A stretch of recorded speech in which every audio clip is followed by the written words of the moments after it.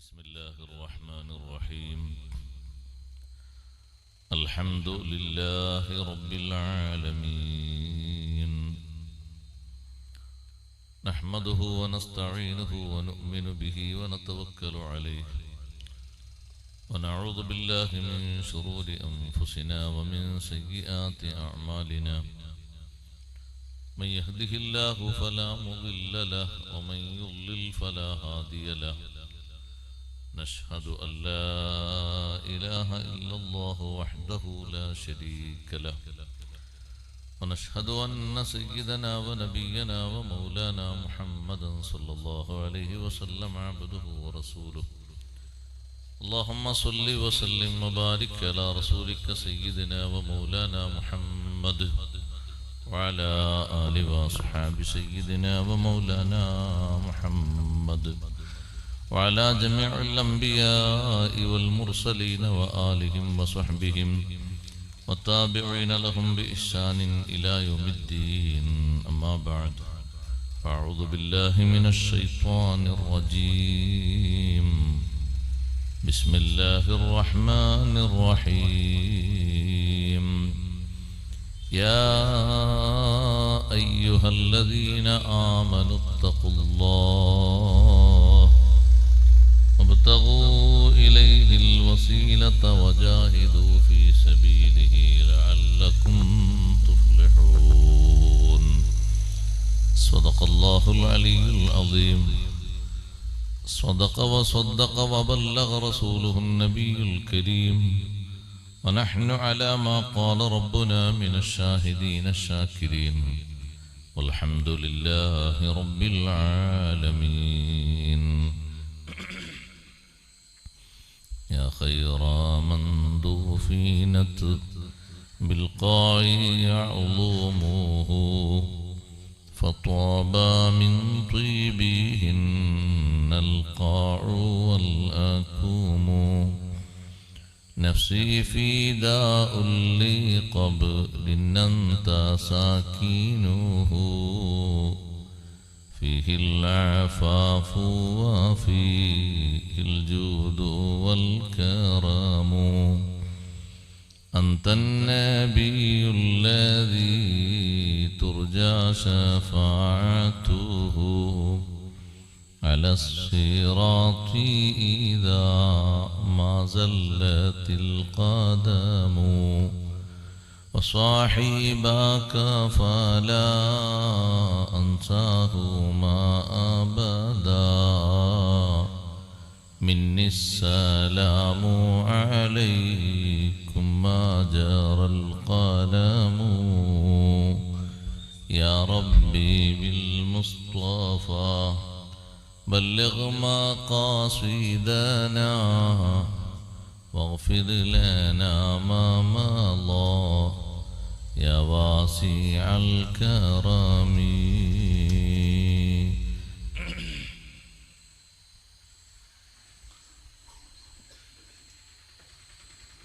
സമാദരണീയരായ ഉസ്താദുമാരെ, രക്ഷിതാക്കളെ, മാന്യ സഹോദരന്മാരെ, സഹോദരിമാരെ, സുഹൃത്തുക്കളെ,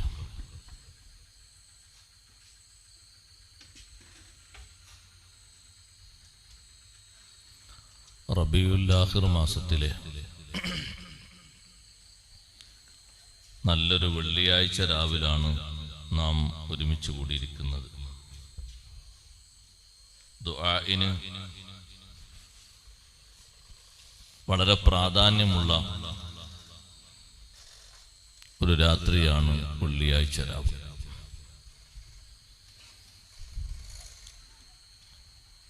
മുസ്ലിമായ ആണും പെണ്ണും അള്ളാഹുവിലേക്ക് കൂടുതൽ ഇരന്ന് പറയേണ്ട രാത്രി എന്ന് പറയണം. മാനസികമായും ശാരീരികമായും സാമ്പത്തികമായും കുടുംബപരമായുമുള്ള എല്ലാ പ്രശ്നങ്ങൾക്കും പരിഹാരം നൽകപ്പെടുന്ന ഒരു രാത്രി കൂടിയാണ് വെള്ളിയാഴ്ച രാവ്. അത്തരത്തിലൊരു വെള്ളിയാഴ്ച രാവിൽ കുറെ ദിക്റുകൾ ചൊല്ലി അതിൻ്റെ ദുആഉം ഇരുന്ന് ഒരല്പനേരത്തെ നസ്വിഹത്തിന് വേണ്ടിയാണ് നമ്മൾ കാത്തു കഴിയുന്നത്. അല്ലാഹു നമ്മുടെ ഈ സുഹൃതം സ്വീകരിക്കുമാറാകട്ടെ.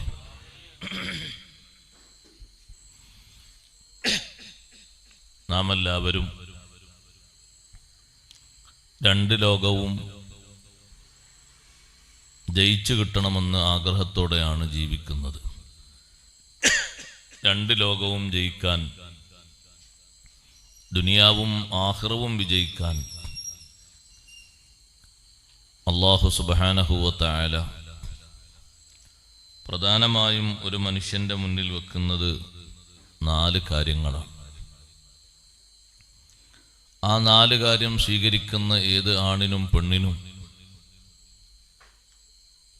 നിശ്ചയമായും വിജയിക്കാൻ കഴിയും. അതിന് നമ്മുടെ ശരീരത്തെയും മനസ്സിനെയും സ്വഭാവത്തെയും ഒക്കെ പാകപ്പെടുത്തിയെടുക്കണം. പ്രധാനമായും റബ്ബ് സുബ്ഹാനഹു വ തആല പറയുന്നത്, ഒന്നാമതായി ദുനിയാവും ആഖിറവും രണ്ട് ലോകവും രക്ഷപ്പെട്ട് കിട്ടാൻ ആവശ്യമായ ഒന്നാണ് ഈമാൻ. വളരെയധികം നമ്മുടെ ഈ വർത്തമാന കാലത്ത് എല്ലാവരും ശ്രദ്ധിക്കേണ്ട ഒരു കാര്യമാണത്. എത്ര പെട്ടെന്നാണ് ആളുകൾ ഈമാനിൽ നിന്ന് കൂടുവിട്ടു പോകുന്നത് എന്ന് ചോദിച്ചാൽ, രാവും പകലും എത്ര വേഗത്തിലാണോ മാറി മറിയുന്നത്, അതിനേക്കാളും വലിയ വേഗത്തിൽ ആളുകൾ മാറിക്കൊണ്ടിരിക്കുകയാണ്. അഷ്റഫുൽ ഖൽഖ് സല്ലല്ലാഹു അലൈഹി വസല്ലം കാലെ കൂട്ടി നമ്മെ അറിയിച്ചത് നമ്മൾ അനുഭവിച്ചു കൊണ്ടിരിക്കുന്നു എന്ന് മാത്രം. സതകൂനു ഫിതനുൻ തഖ്തഉൽ ലൈലിൽ മുദ്ലിം യുസ്ബിഹുർ റജുലു മുഅ്മിനൻ വയുംസി കാഫിറ വയുംസിർ റജുലു മുഅ്മിനൻ വയുസ്ബിഹു കാഫിറ. പിന്നീട് ഒരുപാട് പരീക്ഷണങ്ങൾ ലോകത്ത് വരും. ഇരുൾമുറ്റിയ രാത്രിയിലെ വിവിധ ഭാഗങ്ങളെപ്പോലെ സൂര്യൻ അസ്തമിച്ച ഉടനെ ചെറിയ ഒരു ഇരുട്ട് മാത്രമേ വന്നിട്ടുള്ളൂ. ഇശാബാങ്ക് കൊടുക്കുമ്പോൾ അതൊന്നുകൂടി ഇരുട്ടായി മാറി. ഇപ്പോൾ അതിനേക്കാൾ ഇരുട്ടായി മാറി. അതുതന്നെ ചന്ദ്രൻ ഉദിക്കുന്ന രാവുകളിൽ ഇരുട്ട് തന്നെ വ്യത്യസ്ത രൂപത്തിലാണ്. ഇതേ രൂപത്തിൽ യുസ്ബിഹുർ റജുലു മുഅ്മിനൻ വയുംസി കാഫിറ. നേരം വെളുക്കുമ്പോൾ ഈമാനോടെ നടന്നവൻ വൈകുന്നേരമാകുമ്പോഴേക്ക് ഈമാനിൽ നിന്ന് പുറന്തള്ളപ്പെട്ടു പോയി. വൈകുന്നേരം ഈമാനോടെ ജീവിച്ചവൻ രാവിലെയാകുമ്പോഴേക്ക് ഈമാനിൽ നിന്ന്, ഇസ്ലാമിൽ നിന്ന് രാജിവെച്ചു പോയി. അല്ലാഹു നമ്മെ കാത്തു രക്ഷിക്കുമാറാകട്ടെ. പഠനം കുറച്ചൊക്കെ നടത്തി പിന്നീട് പഠിക്കേണ്ടതില്ലാത്ത വിഷയങ്ങളുമായി ബന്ധപ്പെട്ട്, അല്ലെങ്കിൽ അതൊന്ന് കേട്ടുനോക്കിയാൽ തിരക്കടില്ല എന്ന് തോന്നിയിട്ട് ഏതെങ്കിലും യുക്തിവാദിയുടെയോ നിരീശ്വരവാദിയുടെയോ ശബ്ദങ്ങളും സങ്കല്പങ്ങളും കേട്ട് നമ്മുടെ സമൂഹത്തിലെ, മുസ്ലിം സമൂഹത്തിലെ ധാരാളം ആളുകൾ വഴിതെറ്റിക്കൊണ്ടിരിക്കുകയാണ്. പ്രത്യേകിച്ച് പഠിച്ചുകൊണ്ടിരിക്കുന്ന യുവതലമുറയാണ് അതിൽ മുൻപന്തിയിലുള്ളത്. കണ്ടില്ലേ നിങ്ങൾ, ഒരു മാസം മുമ്പ് കോഴിക്കോട് വെച്ച് യുക്തിവാദികളുടെ ഒരു സമ്മേളനം നടന്നപ്പോൾ അതിൽ പങ്കെടുത്തവരിൽ ബഹുഭൂരിഭാഗവും ആരാണ്? അങ്ങേയറ്റം പ്രായം ചെന്നവരല്ല, യുവസമൂഹമാണ് അതിൻ്റെ മുൻനിരയിലുള്ളത്. അള്ളാഹു നമുക്ക് നൽകിയ ഏറ്റവും വലിയ നിഅ്മത്താണ് ഈമാൻ. ഏറ്റവും വലിയ അനുഗ്രഹം ജീവിക്കാനുള്ള വീട് തന്നൂന്നല്ല. ഏറ്റവും വലിയ അനുഗ്രഹം നമുക്ക് ധരിക്കാനുള്ള വസ്ത്രം നൽകി എന്നതല്ല. ഏറ്റവും വലിയ അനുഗ്രഹം അള്ളാഹു നൽകിയ ഈമാനാണ്. അതിനേക്കാൾ വലിയൊരു അനുഗ്രഹം ഇല്ല.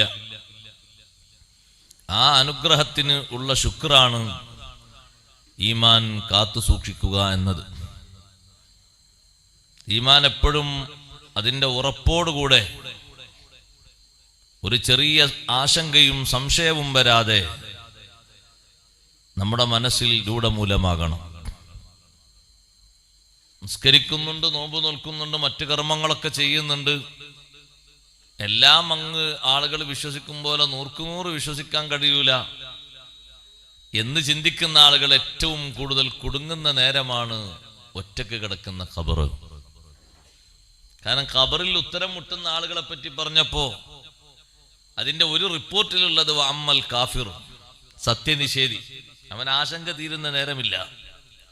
സത്യനിഷേധിയുടെ വകുപ്പിൽപ്പെടുന്ന എല്ലാവരും കൂട്ടിക്കോളും, ഞാൻ എണ്ണി പറയുന്നില്ല, എണ്ണിയാൽ അതിന്റെ സമയം കൂടി പോകൂലേ. സത്യനിഷേധികൾ ആരൊക്കെയുണ്ടോ അവരൊക്കെ. വമ്മൽ മുനാഫിഖ്, മറ്റൊരു റിപ്പോർട്ട് അങ്ങനെയാണ്. മുനാഫിഖാരാ? നിസ്കാരം നോമ്പിനൊന്നും കുറവില്ല, പക്ഷെ അവന്റെ മനസ്സിലുള്ള സന്ദേഹങ്ങൾ അങ്ങ് മാറുന്നില്ല. എത്ര തെളിവുകൾ ലഭിച്ചാലും എത്ര ഓതിപ്പടിച്ചാലും സ്വീകാര്യോഗ്യരായ ഉലമാ പറഞ്ഞാലും പിശാച്ചിനെ അടിമപ്പെട്ട് അല്ലെങ്കിൽ സ്വന്തം ഹവക്ക് അടിമപ്പെട്ടുകൊണ്ട് വീണ്ടും അവന്റെ ബുദ്ധിയാണ് വലുത് എന്ന് ചിന്തിച്ചുകൊണ്ട് പലതും സമ്മതിക്കാതിരിക്കുന്നു. മുനാഫിഖ് എത്രത്തോളം സമ്മതിക്കാത്തതുണ്ട്. സയ്യിദുനാ റസൂലുള്ളാഹി സ്വല്ലല്ലാഹു അലൈഹി വസല്ലം തങ്ങളുടെ അസാധാരണത്വം അത് സമ്മതിക്കാനും അംഗീകരിക്കാനും മുനാഫിഖിന് മടിയാണ്. നിഫാഖുള്ള മനുഷ്യനത് സമ്മതിക്കാൻ കഴിയൂല. അത് ഇന്നും ഇന്നലെയും തുടങ്ങിയതല്ല, നേരത്തെ അങ്ങനെയാണ്. നബി സല്ലല്ലാഹു അലൈഹി വസല്ലം തങ്ങൾ മദീനത്തുകൂടെ ഒരു സ്വഹാബിയെയും കൂട്ടിയിട്ട് ഒരു കഴുതപ്പുറത്ത് ഇങ്ങനെ സഞ്ചരിക്കുന്നു. എൻ്റെ ഓർമ്മ ശരിയാണെങ്കിൽ ബഹുമാനപ്പെട്ട ഹുദൈഫത്ത് ബിനുൽ യമാൻ റളിയല്ലാഹു അൻഹു ആണ് കൂടെയുള്ളത്. രണ്ടുപേരും അങ്ങനെ സഞ്ചരിച്ചു കൊണ്ടിരിക്കുമ്പോൾ ഒരു കൂട്ടം ആളുകൾ ഒരു ഭാഗത്ത് കൂടി നിൽക്കുന്നത് കണ്ടു. അപ്പൊ അവിടെ വാഹനം നിർത്താൻ പറഞ്ഞു. നിർത്തിയിട്ട് അവർക്കിടയിലേക്ക് തങ്ങൾ ഇറങ്ങിച്ചെന്നു. ഒരു കൂട്ടം ആളുകൾ കൂടി നിൽക്കല്ലേ, അവർക്ക് എന്തെങ്കിലുമൊക്കെ പറഞ്ഞു കൊടുക്കാലോ എന്ന് കരുതിയിട്ട് അവർക്കിടയിലേക്ക് ചെന്നു. അവരെ കൂട്ടത്തിലുണ്ടൊരു മനുഷ്യൻ. ആ മനുഷ്യന്റെ പേര് അബ്ദുല്ലാഹി ബിൻ ഉബയ്യ് ബിൻ സലൂൽ എന്നാണ്. ഞാൻ അത് കേൾക്കുമ്പോൾ റളിയല്ലാഹു അൻഹു ചെല്ലണ്ട. അബ്ദുല്ലാഹി ബിൻ ഉബയ്യ് ബിൻ സലൂൽ നിഫാഖ് ബാധിച്ചൊരു മനുഷ്യൻ. നബി സല്ലല്ലാഹു അലൈഹി വസല്ലം നിങ്ങൾ വരുന്നത് കണ്ടപ്പോഴേക്കന്നെ ആ മനുഷ്യൻ പറഞ്ഞു, അള്ളാഹുവിന്റെ റസൂൽ സല്ലല്ലാഹു അലൈഹി വസല്ലം എവിടെ ഒരു വിഷയം പറഞ്ഞാലും ജനങ്ങളതിൽ സംശയിക്കാതെ സ്വീകരിക്കും എന്നവൻ അറിയാം. അതുകൊണ്ട് അവൻ പറഞ്ഞു, ഓതാനുള്ളതും പാടാനുള്ളതുമൊക്കെ വീട്ടിലേക്ക് വരുന്നവർക്ക് വിളമ്പിക്കൊടുത്താൽ മതി, ഇവിടെ അത് വേണ്ട. ഇവിടെ ഒന്നും വിളമ്പണ്ട, അങ്ങോട്ട് വരുന്ന ആളുകൾക്ക് വിളമ്പിക്കൊടുത്താൽ മതി. നിങ്ങളെ സമീപിച്ചുകൊണ്ട് ആരെല്ലാം വരുമോ അവർക്ക് ഓതിക്കൊടുത്താൽ മതി. ഇവിടെ ഒന്നും അങ്ങനെ ഓതേണ്ടത് ആവശ്യമില്ല എന്ന് പറഞ്ഞു. അപ്പൊ അവിടെ തന്നെ രണ്ട് വിഭാഗമായി. ഒരു വിഭാഗം ആൾക്കാർ പറഞ്ഞു, നബിയെ തങ്ങൾ പറയാൻ ഉദ്ദേശിച്ചത് പറയൂ, ഞങ്ങൾ കേൾക്കാം. മറ്റൊരു വിഭാഗം പറഞ്ഞു, ഇവിടെ ഒരു വാക്കും പറയൂല, നാ പറയുന്നു ഒന്ന് കാണട്ടെ. ഇതിന് തുടക്കട്ടതാരാ? ഈ അബ്ദുല്ലാഹി ബിൻ ഉബയ്യ് ബിൻ സലൂൽ. നിങ്ങൾ നോക്ക്, നബി സല്ലല്ലാഹു അലൈഹി വസല്ലം തങ്ങളുടെ ഒരു പ്രത്യേകതയും അംഗീകരിക്കാൻ കഴിയാത്തത് കൊണ്ട് നേരെ അവൻ പറഞ്ഞു, ഈ കഴുതയുടെ അടുത്ത് നിൽക്കുന്ന സ്വഹാബിയോട് പറഞ്ഞു, ഈ കഴുതയുടെ മൂത്രം വാസനിച്ചിട്ട് വയ്യ, അതിനൊന്ന് അങ്ങോട്ട് മാറ്റി കിട്ടണം. മൂത്രമൊഴിച്ചിട്ടൊന്നുമില്ലത്, മൂത്രമൊഴിച്ചിട്ടില്ല. കഴുതപ്പുറത്ത് വന്നവരോടുള്ള ദേഷ്യം പ്രകടിപ്പിക്കുന്നത് അങ്ങനെയാണ്. കഴുതയെ ഒന്ന് മാറ്റിക്കിട്ടണം, അതിന്റെ ദുർഗന്ധം എന്നെ ശല്യപ്പെടുത്തുന്നു. അപ്പൊ ആ സ്വഹാബി പറഞ്ഞു, ഇന്ന ബൗല ഹിമാരി റസൂലില്ലാഹി സ്വല്ലല്ലാഹു അലൈഹി വസല്ലം അത്യബു റായിഹതം മിൻകാ. അല്ലാഹുവിന്റെ റസൂലിന്റെ കഴുതയുടെ മൂത്രം നിന്നെക്കാളും സുഗന്ധമേറിയതാണ്.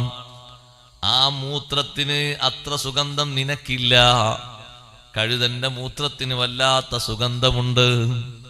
സഹോദരങ്ങളെ, കഴുതയെ കുറ്റം പറഞ്ഞത് നേർക്ക് നേരെ നബി സല്ലല്ലാഹു അലൈഹി വസല്ലമ തങ്ങൾ ആക്ഷേപിച്ചാൽ എന്തെങ്കിലും സംഭവിക്കുമോ എന്ന് കരുതിയപ്പോ പിന്നെ പറഞ്ഞതാണ് കഴുതേ.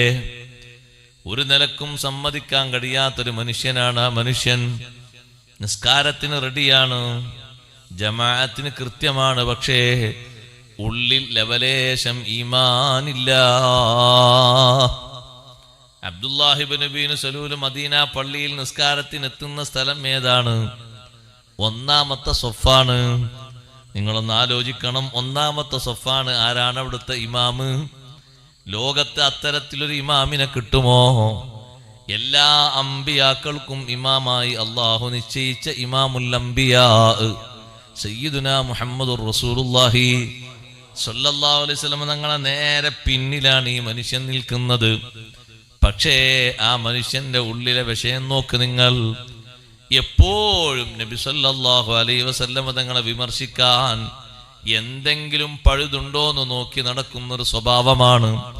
എപ്പോഴെങ്കിലും അതിനൊരു ചാൻസ് ലഭിച്ചാൽ ഉടനെ തന്നെ പറയും.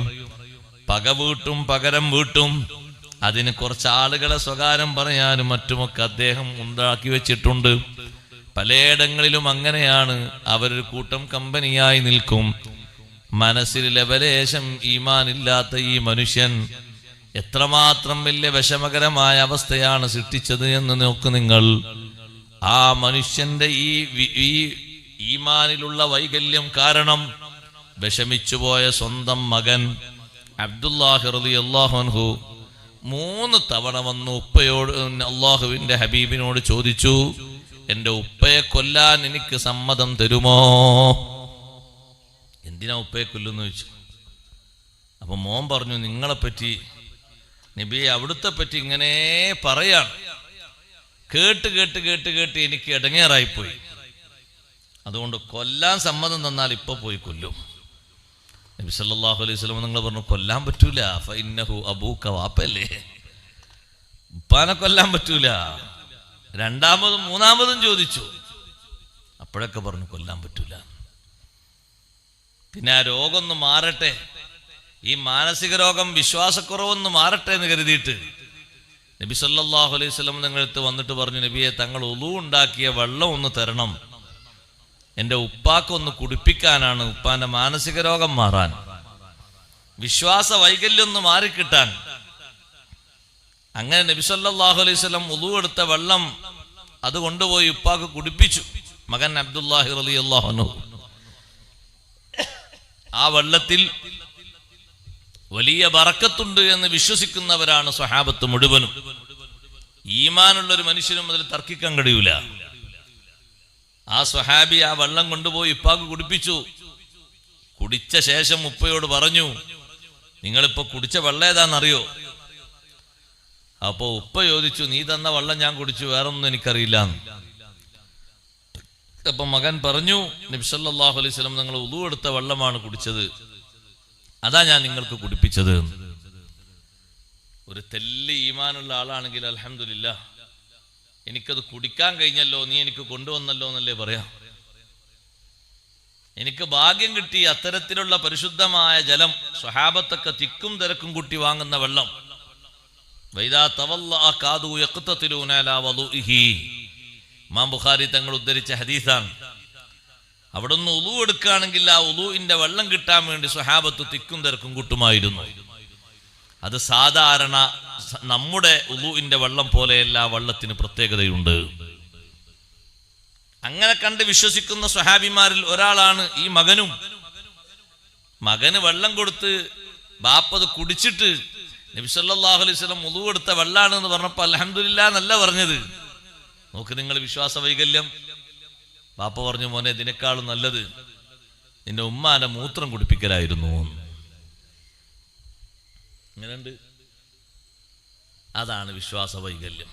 അതാണ് മുനാഫിഖിന്റെ അവസ്ഥ. അള്ളാഹു കാത്തു രക്ഷിക്കട്ടെ. അവനും കുടുങ്ങും. ഈ ദർജയിലേക്ക്, മുനാഫിഖിന്റെ ദർജയിലേക്ക് എത്താത്തൊരു കൂട്ടരുണ്ട് നമുക്കിടയിൽ.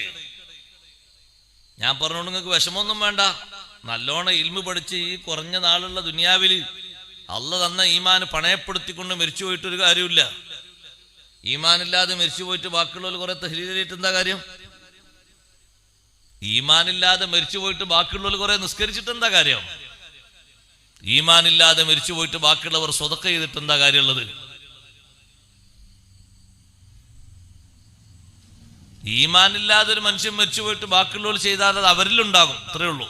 ചെയ്തവരിൽ മാത്രം ഉണ്ടാകും ഫലം, മറ്റാളിലേക്ക് എത്തൂല. മൂന്നാമത് ഹദീസിൽ പറഞ്ഞൊരു കൂട്ടരുണ്ട്, അമ്മൽ മുർത്താബു, സംശയാലു. പല വിഷയങ്ങളിലും അയാൾ സംശയം കൊണ്ട് വിട്ടു നിൽക്കുകയാണ്.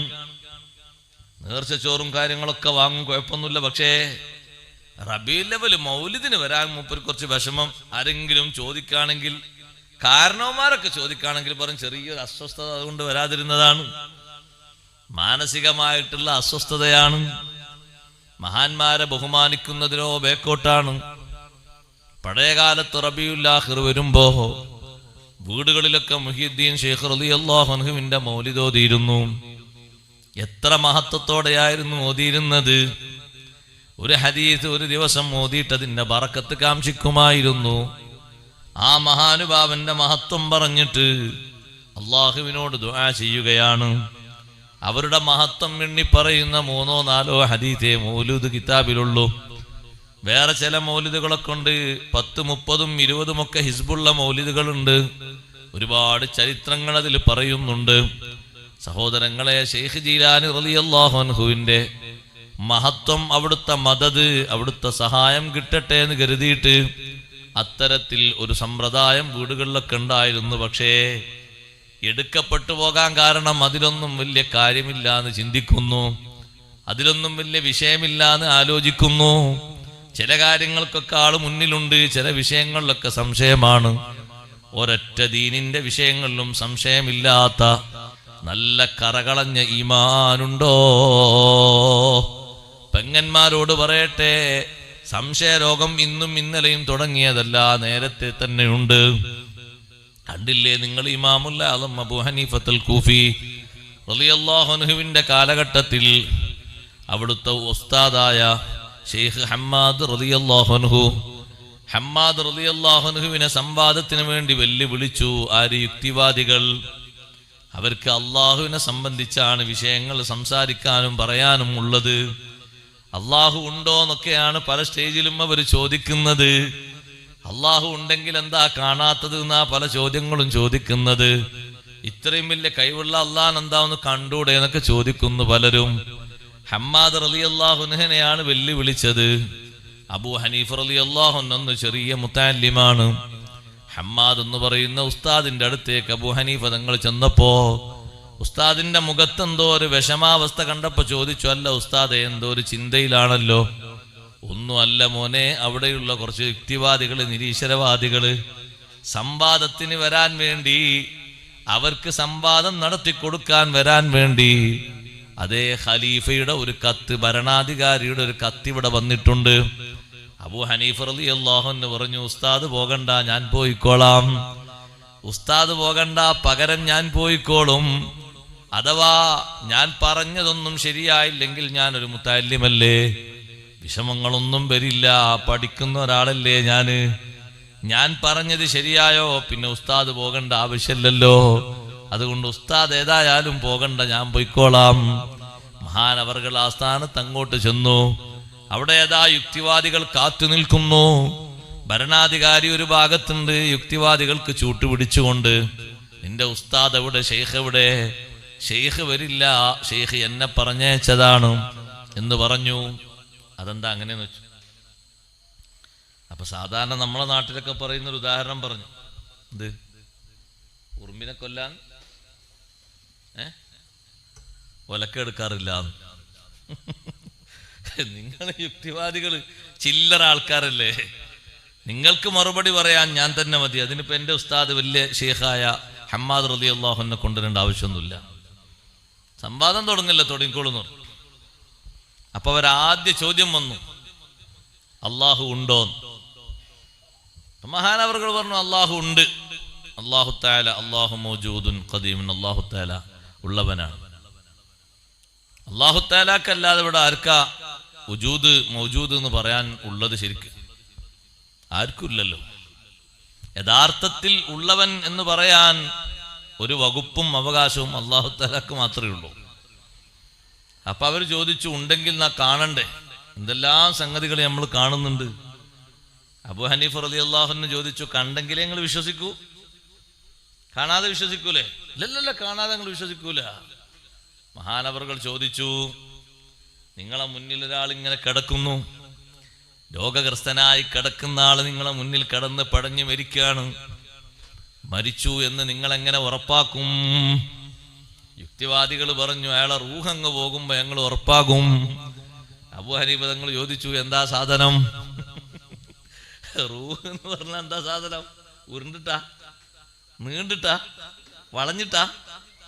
നിങ്ങൾ കണ്ടോ? റൂഹ് പോകുന്ന കണ്ടോ? ഇല്ലേ പോയത്? തലയിലൂടെ, കാലിലൂടെയോ, ഊരയിലൂടെയോ, മൂക്കിലൂടെയോ ഇല്ലേ പോയത്? അവരങ്ങനെ മേപ്പോട്ട് വെക്കാൻ തുടങ്ങി. അത് ശരി, കാണാത്തൊന്നില്ല വിശ്വസിക്കുന്നത്. ഇപ്പൊ റൂഹ് പോയാൽ ആള് മരിച്ചു എന്ന് നിങ്ങൾ പറഞ്ഞു. റൂഹ് നിങ്ങൾ കണ്ടിട്ടുണ്ടോ?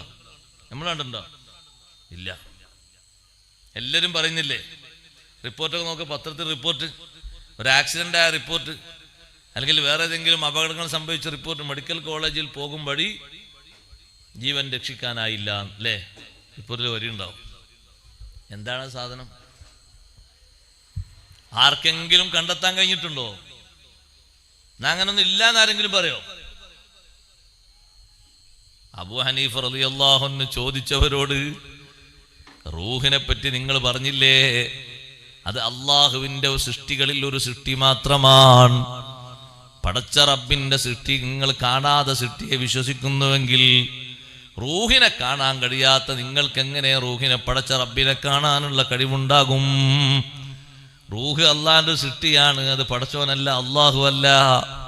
അള്ളാഹുവിന്റെ സൃഷ്ടികളിൽ ഒരു സൃഷ്ടി മാത്രമാണ് റൂഹ്. അതിനെ കാണാനുള്ള കഴിവും കെൽപ്പും പോലും നിങ്ങൾക്കില്ല. പിന്നെ റൂഹിനെ പടച്ച റബ്ബിനെ എങ്ങനെ കാണാൻ കഴിയും? അവരാ തെറ്റിദ്ധാരണയിൽ നിന്ന്, വിഷയത്തിൽ നിന്ന് മടങ്ങിപ്പോയി. അവര് പറഞ്ഞു, നിങ്ങളെ ഉസ്താദിനെ ഞങ്ങൾക്കൊന്ന് കാണണം, ഹമ്മാദ് റളിയല്ലാഹു അൻഹുവിനെ ഒന്ന് കാണണം, നിങ്ങൾ എൻ്റെ കൂടെ പോരൂ, ഞാൻ ഉസ്താദിന്റെ അടുത്തേക്കാണ് പോകുന്നത്. സംവാദം വിജയിച്ചു. രാജാവ് മുറുകെ പിടിച്ചിരുന്ന യുക്തിവാദികളുടെ പക്ഷം തോറ്റുപോയി. സത്യം അവർക്ക് ബോധമായി. അവർ അല്ലാഹുവിൽ വിശ്വസിച്ചു. ചില്ലറ ആശങ്കകൾ വരുമ്പോ നല്ല ഇൽമു നേടിയിട്ട് ആശങ്കകളൊക്കെ തീർത്തിട്ട് മനസ്സിൽ ഈമാൻ ഉറപ്പിക്കണം. അള്ളാഹു നൽകിയ ഈമാനിന് ഇളക്കം സംഭവിച്ചുകൂടാ. ഏതെങ്കിലും ഒരു തരത്തിൽ സംശയം വന്നാൽ അതിൻ്റെ ഒരു കറവട ബാക്കിയുണ്ടാകും. ഒറിജിനൽ മുഅ്മിനീങ്ങളായ ആളുകളെ കണ്ടിട്ടില്ലേ? സ്വഹാബിമാരാണവര്. അവരെ പറ്റിയാണ് ഖുർആൻ അങ്ങനെ സർട്ടിഫൈ ചെയ്തത്. ഉലൈക ഹുമുൽ മുഅ്മിനൂന ഹഖ്ഖാ. ഒറിജിനൽ ഈമാൻ ഉള്ളവരാണ് അവര്. അൻസാറുകളെയും മുഹാജിറുകളെയും പറ്റി പറഞ്ഞ് അവസാനം അല്ലാഹു പറഞ്ഞൊരു വാക്കാണത്, ഉലൈക ഹുമുൽ മുഅ്മിനൂന ഹഖ്ഖാ. കറകളഞ്ഞ ഈമാൻ ഉള്ളവരാണ്. ഉമ്മമാരെ, അവരെ ഈമാനിന്റെ ഊക്ക് എത്രത്തോളമാണ് എന്നറിയുമോ? ഒരു സാധാരണ വിഷയത്തിൽ വരെ അഷ്റഫുൽ ഖൽഖ് മുഹമ്മദുർ റസൂലുള്ളാഹി സ്വല്ലല്ലാഹു അലൈഹി വസല്ലം തങ്ങൾ പറയുന്നത് അംഗീകരിച്ച് വിശ്വസിച്ച് സ്വീകരിക്കണം എന്ന നിലപാടാണ്. അത്രത്തോളം ഈമാനാണ് സഹാബിമാരുടെ ഈമാൻ. കണ്ടില്ലേ നിങ്ങൾ? ചരിത്രത്തിൽ കേട്ടുകേൾവിയുള്ള ഒരു സഹാബിയാണ് ബഹുമാനപ്പെട്ട ജുലൈബീബ് റളിയല്ലാഹു അൻഹു. സഹാബിമാരിൽ ഒരു പാവപ്പെട്ട സഹാബിയാണ്. അങ്ങനെ പ്രസിദ്ധനല്ലെങ്കിലും ഒരു സഹാബിയാണ്. സഹാബി എന്നത് തന്നെ വലിയൊരു ദറജയാണല്ലോ. ജുലൈബീബ് റളിയല്ലാഹു അൻഹു വന്നിട്ട് പറഞ്ഞു, അല്ലാഹുവിന്റെ റസൂലേ, എനിക്ക് കല്യാണം ശരിയായിട്ടില്ല, ഞാൻ കുറേയായി അന്വേഷിക്കുന്നു, ഇതുവരെ അത് നടന്നിട്ടില്ല, വലിയ വിഷമം ഉണ്ട് എന്ന് അറിയിച്ചു. നമ്മളെ കൂട്ടത്തിലും കുടുംബത്തിലൊക്കെ ഉണ്ടാകും കല്യാണം അന്വേഷിക്കുന്നത് ശരിയാകാത്ത ആൾക്കാർ. അള്ളാഹു അവരുടെ ഖൈറ് പോലെ അള്ളാഹു തആല എളുപ്പമായി കൊടുക്കട്ടെ. യോജിച്ച ഇണകളെ അള്ളാഹു തആല വേഗത്തിലായി കൊടുക്കട്ടെ. സഹോദരങ്ങളെ, ജുലൈബീബ് റളിയല്ലാഹു അൻഹു ഇങ്ങനെ ഒരു വിഷമം പറഞ്ഞപ്പോ സ്വഹാബിമാരുടെ ഭാഗത്തുനിന്ന് ഒരു വിഷമം കേട്ടാൽ അപ്പം തന്നെ അത് പരിഹരിക്കും ഹബീബ് സല്ലല്ലാഹു അലൈഹി വസല്ലം തങ്ങൾ. അവിടുത്തെ റഹ്മത്തും റഅഫത്തും അങ്ങനെയാണ്. ജുലൈബീബ് റളിയല്ലാഹു അൻഹുവോട് സംസാരിച്ച് കുറച്ചു നേരം കഴിഞ്ഞപ്പോ മദീനത്തെ അൻസാറുകളിൽപ്പെട്ട ഒരു സ്വഹാബി അതുവഴി നടന്നു പോകുമ്പോൾ ആ സ്വഹാബിയെ നബി സല്ലല്ലാഹു അലൈഹി വസല്ലം അടുത്തേക്ക് വിളിച്ചു. നിങ്ങളെ മോളെ കല്യാണം കഴിക്കാറായില്ലെന്ന് ചോദിച്ചു. അതേ, ആയിട്ടുണ്ട് എന്ന് പറഞ്ഞു. ഒന്ന് അന്വേഷിച്ചതാണ്. നിങ്ങളെ മോള് കെട്ടിക്കാൻ മാത്രം പ്രായം പക്വതൊക്കെ എത്തിയിട്ടില്ലെന്ന് തങ്ങളൊന്ന് ചോദിച്ചതാണ്. ആ സ്വഹാബി അതും കേട്ട് വീട്ടിൽ പോയി. വീട്ടിലുള്ള ഭാര്യയോടും കുടുംബക്കാരോടൊക്കെ പറഞ്ഞു, നമ്മുടെ മോളെ അള്ളാഹുവിൻ്റെ ഹബീബ് സല്ലല്ലാഹു അലൈഹി വസല്ലം അന്വേഷിച്ചു, കെട്ടിക്കാറായില്ലേ, കല്യാണം കഴിക്കാറായില്ലേ എന്ന് ചോദിച്ചു. കുടുംബക്കാർ മൊത്തം ആഹ്ലാദത്തിൽ സന്തോഷത്തിൽ. ഹബീബ് സല്ലല്ലാഹു അലൈഹി വസല്ലം ആ കുടുംബത്തിൽ നിന്ന് ഒരാളെ കല്യാണം കഴിക്കാന്ന് പറഞ്ഞാൽ കുടുംബത്തിന് മൊത്തം സന്തോഷല്ലേ? ആ കുടുംബം മൊത്തം സഹോദരങ്ങളെ രക്ഷപ്പെട്ടില്ലേ? ആഖിറത്തിൽ മാത്രമല്ല ദുനിയാവിലും രക്ഷപ്പെട്ടില്ലേ? എത്ര വലിയൊരു കണക്ഷനാണ് ഉണ്ടായിത്തീർന്നത്. ലോകത്തെല്ലാവരും ആഗ്രഹിക്കുന്ന ഒരു ബന്ധമാണ് അഷ്റഫുൽ ഖൽഖ് റസൂലുള്ളാഹി സ്വല്ലല്ലാഹു അലൈഹി വസല്ലം തങ്ങളുമായുള്ളൊരു ബന്ധം. അതൊരു കുടുംബപരമായി ചേർന്ന് കിട്ടുക എന്നുള്ളത് അത്ര എളുപ്പമല്ല. അല്ലാഹു തആലാന്റെ നിർദ്ദേശപ്രകാരം നടക്കുന്ന കാര്യമല്ലേ? അപ്പൊ ഇവർ കുടുംബത്തിൽ ഇങ്ങനെ ചർച്ചകൾ നടന്നുകൊണ്ടിരിക്കുകയാണ്. നിങ്ങൾ അന്വേഷണം നടന്നു എന്ന്. അങ്ങനെ കല്യാണം കഴിച്ച് വിടാറായ ഒരു മോളുണ്ട് എന്ന് നബി സല്ലല്ലാഹു അലൈഹി വസല്ലം വിവരം കിട്ടിയപ്പോൾ കുറച്ച് നേരം കഴിഞ്ഞപ്പോൾ ജുലൈബി റളിയല്ലാഹു അൻഹു വിളിച്ചിട്ട് പറഞ്ഞു, അത് ആ സ്വഹാബിക്കൊരു മോളുണ്ട്, ആ കുട്ടിയെ നിങ്ങളൊന്ന് പോയി കാണണം എന്ന് പറഞ്ഞു. കല്യാണത്തിന് മുമ്പ് ഒരു പെണ്ണ് കാണൽ സുന്നത്തുണ്ടല്ലോ, കാണാൻ വേണ്ടി പറഞ്ഞയച്ചു.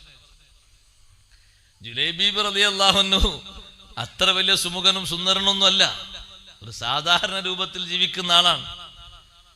ഈ സ്വഹാബി വനിത നല്ല അഴകുള്ള പെണ്ണാണ്. ആ വീട്ടിലെത്തിയിട്ട് ആ സ്വഹാബിയോട് പറഞ്ഞു, സലാം പറഞ്ഞിട്ട് എന്നെ അള്ളാഹുവിന്റെ റസൂല് പറഞ്ഞയച്ചതാണ്, നിങ്ങളുടെ മകളെ ഒന്ന് കാണാൻ വേണ്ടിയിട്ട്. എനിക്ക് വിവാഹം ചെയ്ത് തരുന്നതിന്റെ മുമ്പ് ആ പെണ്ണിനെ ഒന്ന് കാണാൻ വേണ്ടി പറഞ്ഞയച്ചതാണ്. ആ സ്വഹാബി, അൻസാരിയായ സ്വഹാബി പറഞ്ഞു, അള്ളാഹുവിന്റെ റസൂൽ എന്നോട് അങ്ങനെ പറഞ്ഞിട്ടില്ലല്ലോ, വിവാഹം കഴിക്കാറായോ എന്ന് മാത്രല്ലേ ചോദിച്ചിട്ടുള്ളൂ. നിരാശപ്പെടുത്തി ജുലൈബി റളിയല്ലാഹു അൻഹുവിനെ പറഞ്ഞു വിടുമ്പോ അറയുടെ അപ്പുറത്ത് വിരിയുടെ ഉള്ളിൽ, വീട്ടിന്റെ ഉള്ളിൽ താമസിക്കുന്ന ഈ സ്വഹാബിയുടെ മകൾ, കല്യാണപ്രായമെത്തിയ മകൾ, ഉപ്പാന്റെ അടുത്ത് വന്ന് ചോദിക്കുന്നു, ഉപ്പാ നിങ്ങൾ ഇവിടെ സംസാരിക്കുന്നത് കേട്ടല്ലോ, ആരോടാണ്? മോളെ ജുലൈബി റളിയല്ലാഹു അൻഹുവിനോടാണ്. ജുലൈബി റളിയല്ലാഹു അൻഹു ഇങ്ങോട്ട് പറഞ്ഞു വിട്ടത് ആരാണ്? അള്ളാഹുവിന്റെ റസൂലാണ്. എന്തിനാണ് ഉപ്പാ പറഞ്ഞു വിട്ടത്? നിന്നെ പെണ്ണ് കാണാനാണ് പറഞ്ഞു വിട്ടത്. എന്നിട്ട് നിങ്ങൾ എന്താ മറുപടി പറഞ്ഞത്? ഞാനത് അംഗീകരിക്കാത്ത രൂപത്തിൽ മടക്കി വിട്ടു എന്ന് പറഞ്ഞപ്പോ പെൺകുട്ടി പറയുന്നു, ഉപ്പാ ഒരിക്കലും നിങ്ങൾ ചെയ്തത് ശരിയല്ല. അള്ളാഹു ഖുർആനിൽ പറഞ്ഞത് കേട്ടിട്ടില്ലേ, വമാ കാന ലിമുഅ്മിനിൻ വലാ മുഅ്മിന ഇദാ ഖലല്ലാഹു വറസൂലുഹു അംറൻ അൻ യകൂന ലഹുമുൽ ഖിയറതു മിൻ അംരിഹിം. പെൺകുട്ടി ഉപ്പാക്ക് ഓതിക്കൊടുക്കാണ്, ലോകത്തുള്ളൊരു മുഅ്മിനത്തിനും പറ്റൂല, അള്ളാഹും അള്ളാഹുവിന്റെ റസൂലും ഒരു കാര്യം തീരുമാനിച്ചാൽ അത് മാറ്റി വെച്ചിട്ട് പിന്നെ അവിടെ ഇഷ്ടം ചെയ്യാൻ അധികാരമില്ല. അവരെന്താണോ കൽപ്പിച്ചത് അംഗീകരിക്കുകയാണ് വേണ്ടത്. പെട്ടെന്ന് പോയിട്ട് നിങ്ങൾ കബൂലാക്കണം ഉപ്പാ. പെൺകുട്ടിയുടെ ഈമാനിന്റെ മുന്നിൽ ഉപ്പ പെട്ടെന്ന് തന്നെ വസ്ത്രം മാറ്റി അള്ളാഹുവിന്റെ ഹബീബ് സല്ലല്ലാഹു അലൈഹി വസല്ലം തങ്ങളെ ഹദ്റത്തിലേക്ക് പോയി. ജുലൈബി റളിയല്ലാഹു അൻഹയോട് എത്തിയിട്ട് വിഷയങ്ങൾ അവതരിപ്പിച്ചിട്ടുണ്ട്. എന്നെ പ്രതീക്ഷയില്ലാതെ മടക്കി വിട്ടു എന്ന് പറഞ്ഞപ്പോ ഹബീബ് സല്ലല്ലാഹു അലൈഹി വസല്ലം ചോദിച്ചു, ഞാനൊരാളെ പറഞ്ഞയച്ചിട്ട് പറഞ്ഞ കാര്യം അംഗീകരിക്കാതെ നിങ്ങൾ മടക്കി വിട്ടോ? ഇല്ല നബിയെ, ഞാനത്ര ഓർത്തിട്ടില്ല. എനിക്കും എൻ്റെ മകൾക്കും എൻ്റെ കുടുംബത്തിനും സമ്മതമാണ്. എന്നാ മുന്നോട്ടിരുന്നോളൂ, നിക്കാഹ് നടക്കുകയാണ്. സഹോദരങ്ങളെ, ഇത്ര പെട്ടെന്നാണ് അവരെ മനസ്സ് നോക്ക് നിങ്ങൾ. ആ പെൺകുട്ടി ഓതിക്കൊടുത്ത ആയത്ത് നോക്ക് നിങ്ങൾ. ഒരു സാധാരണ കാര്യം ഓരോരുത്തർക്കും വേണോ വേണ്ടേ എന്ന് വെക്കാൻ സാധാരണ രൂപത്തിൽ അവകാശമുണ്ടെന്ന് പലരും പറയുന്ന കാര്യം, ഇതിൽ പോലും അള്ളാഹുവിന്റെ റസൂൽ ഒരു തീരുമാനം ഉണ്ടാക്കിയാൽ മുഅ്മിനീങ്ങൾക്ക് അതിനപ്പുറം ചെയ്യാൻ അധികാരമില്ല. പെൺകുട്ടി ഉപ്പാക്ക് ഓതിക്കൊടുത്ത ആയത്തോടുകൂടെ ഉപ്പായുടെ നിലപാടും മനസ്സുമൊക്കെ മാറിപ്പോയി. ജുലൈബി റളിയല്ലാഹു അൻഹുവിനെ വരനായി സ്വീകരിച്ചു. സുബ്ഹാനല്ലാഹ്. കുറച്ചു കാലം കഴിഞ്ഞപ്പോൾ ഒരു സംഘട്ടനത്തില് ജുലൈബി റളിയല്ലാഹു അൻഹു പെട്ടെന്ന് ഷഹീദായി പോയി. സ്വഹാബിമാരേറെ ദുഃഖത്തിലായി. സ്വഹാബിമാര് പറഞ്ഞു, ഏറ്റവും നല്ലൊരു സംഭാവന നമുക്ക് വിരിക്കണം. കാരണം ആ പെണ്ണൊരു സാധാരണ ഈമാനുള്ള പെണ്ണല്ല. അതേ ജുലൈബീബ് റളിയല്ലാഹു അൻഹു നോക്ക് പോലും കാണാതെ അള്ളാഹുവിന്റെ റസൂല് പറഞ്ഞു എന്നൊരൊറ്റ കാരണം കൊണ്ട്, അതും ഈമാനിന്റെ ഭാഗമായി തെരഞ്ഞെടുത്ത് സ്വീകരിച്ച പെണ്ണാണ്. നിങ്ങൾ നോക്ക്, ഹദീസിൽ കാണാം, മദീനയിൽ ഇത്രത്തോളം ഒരു വിധവയായ പെണ്ണിന് ആരും തന്നെ പിരിവ് വേറെ കൊടുത്തിട്ടില്ല. ഏറ്റവും അധികം സംഭാവന സ്വരൂപിച്ചത്, ജനങ്ങളെ ഏറ്റവും അധികം കാശ് കൊടുത്തത് ജുലൈബീബ് റളിയല്ലാഹു അൻഹുവിന്റെ വിധവയായ പെൺകുട്ടിക്കാണ്.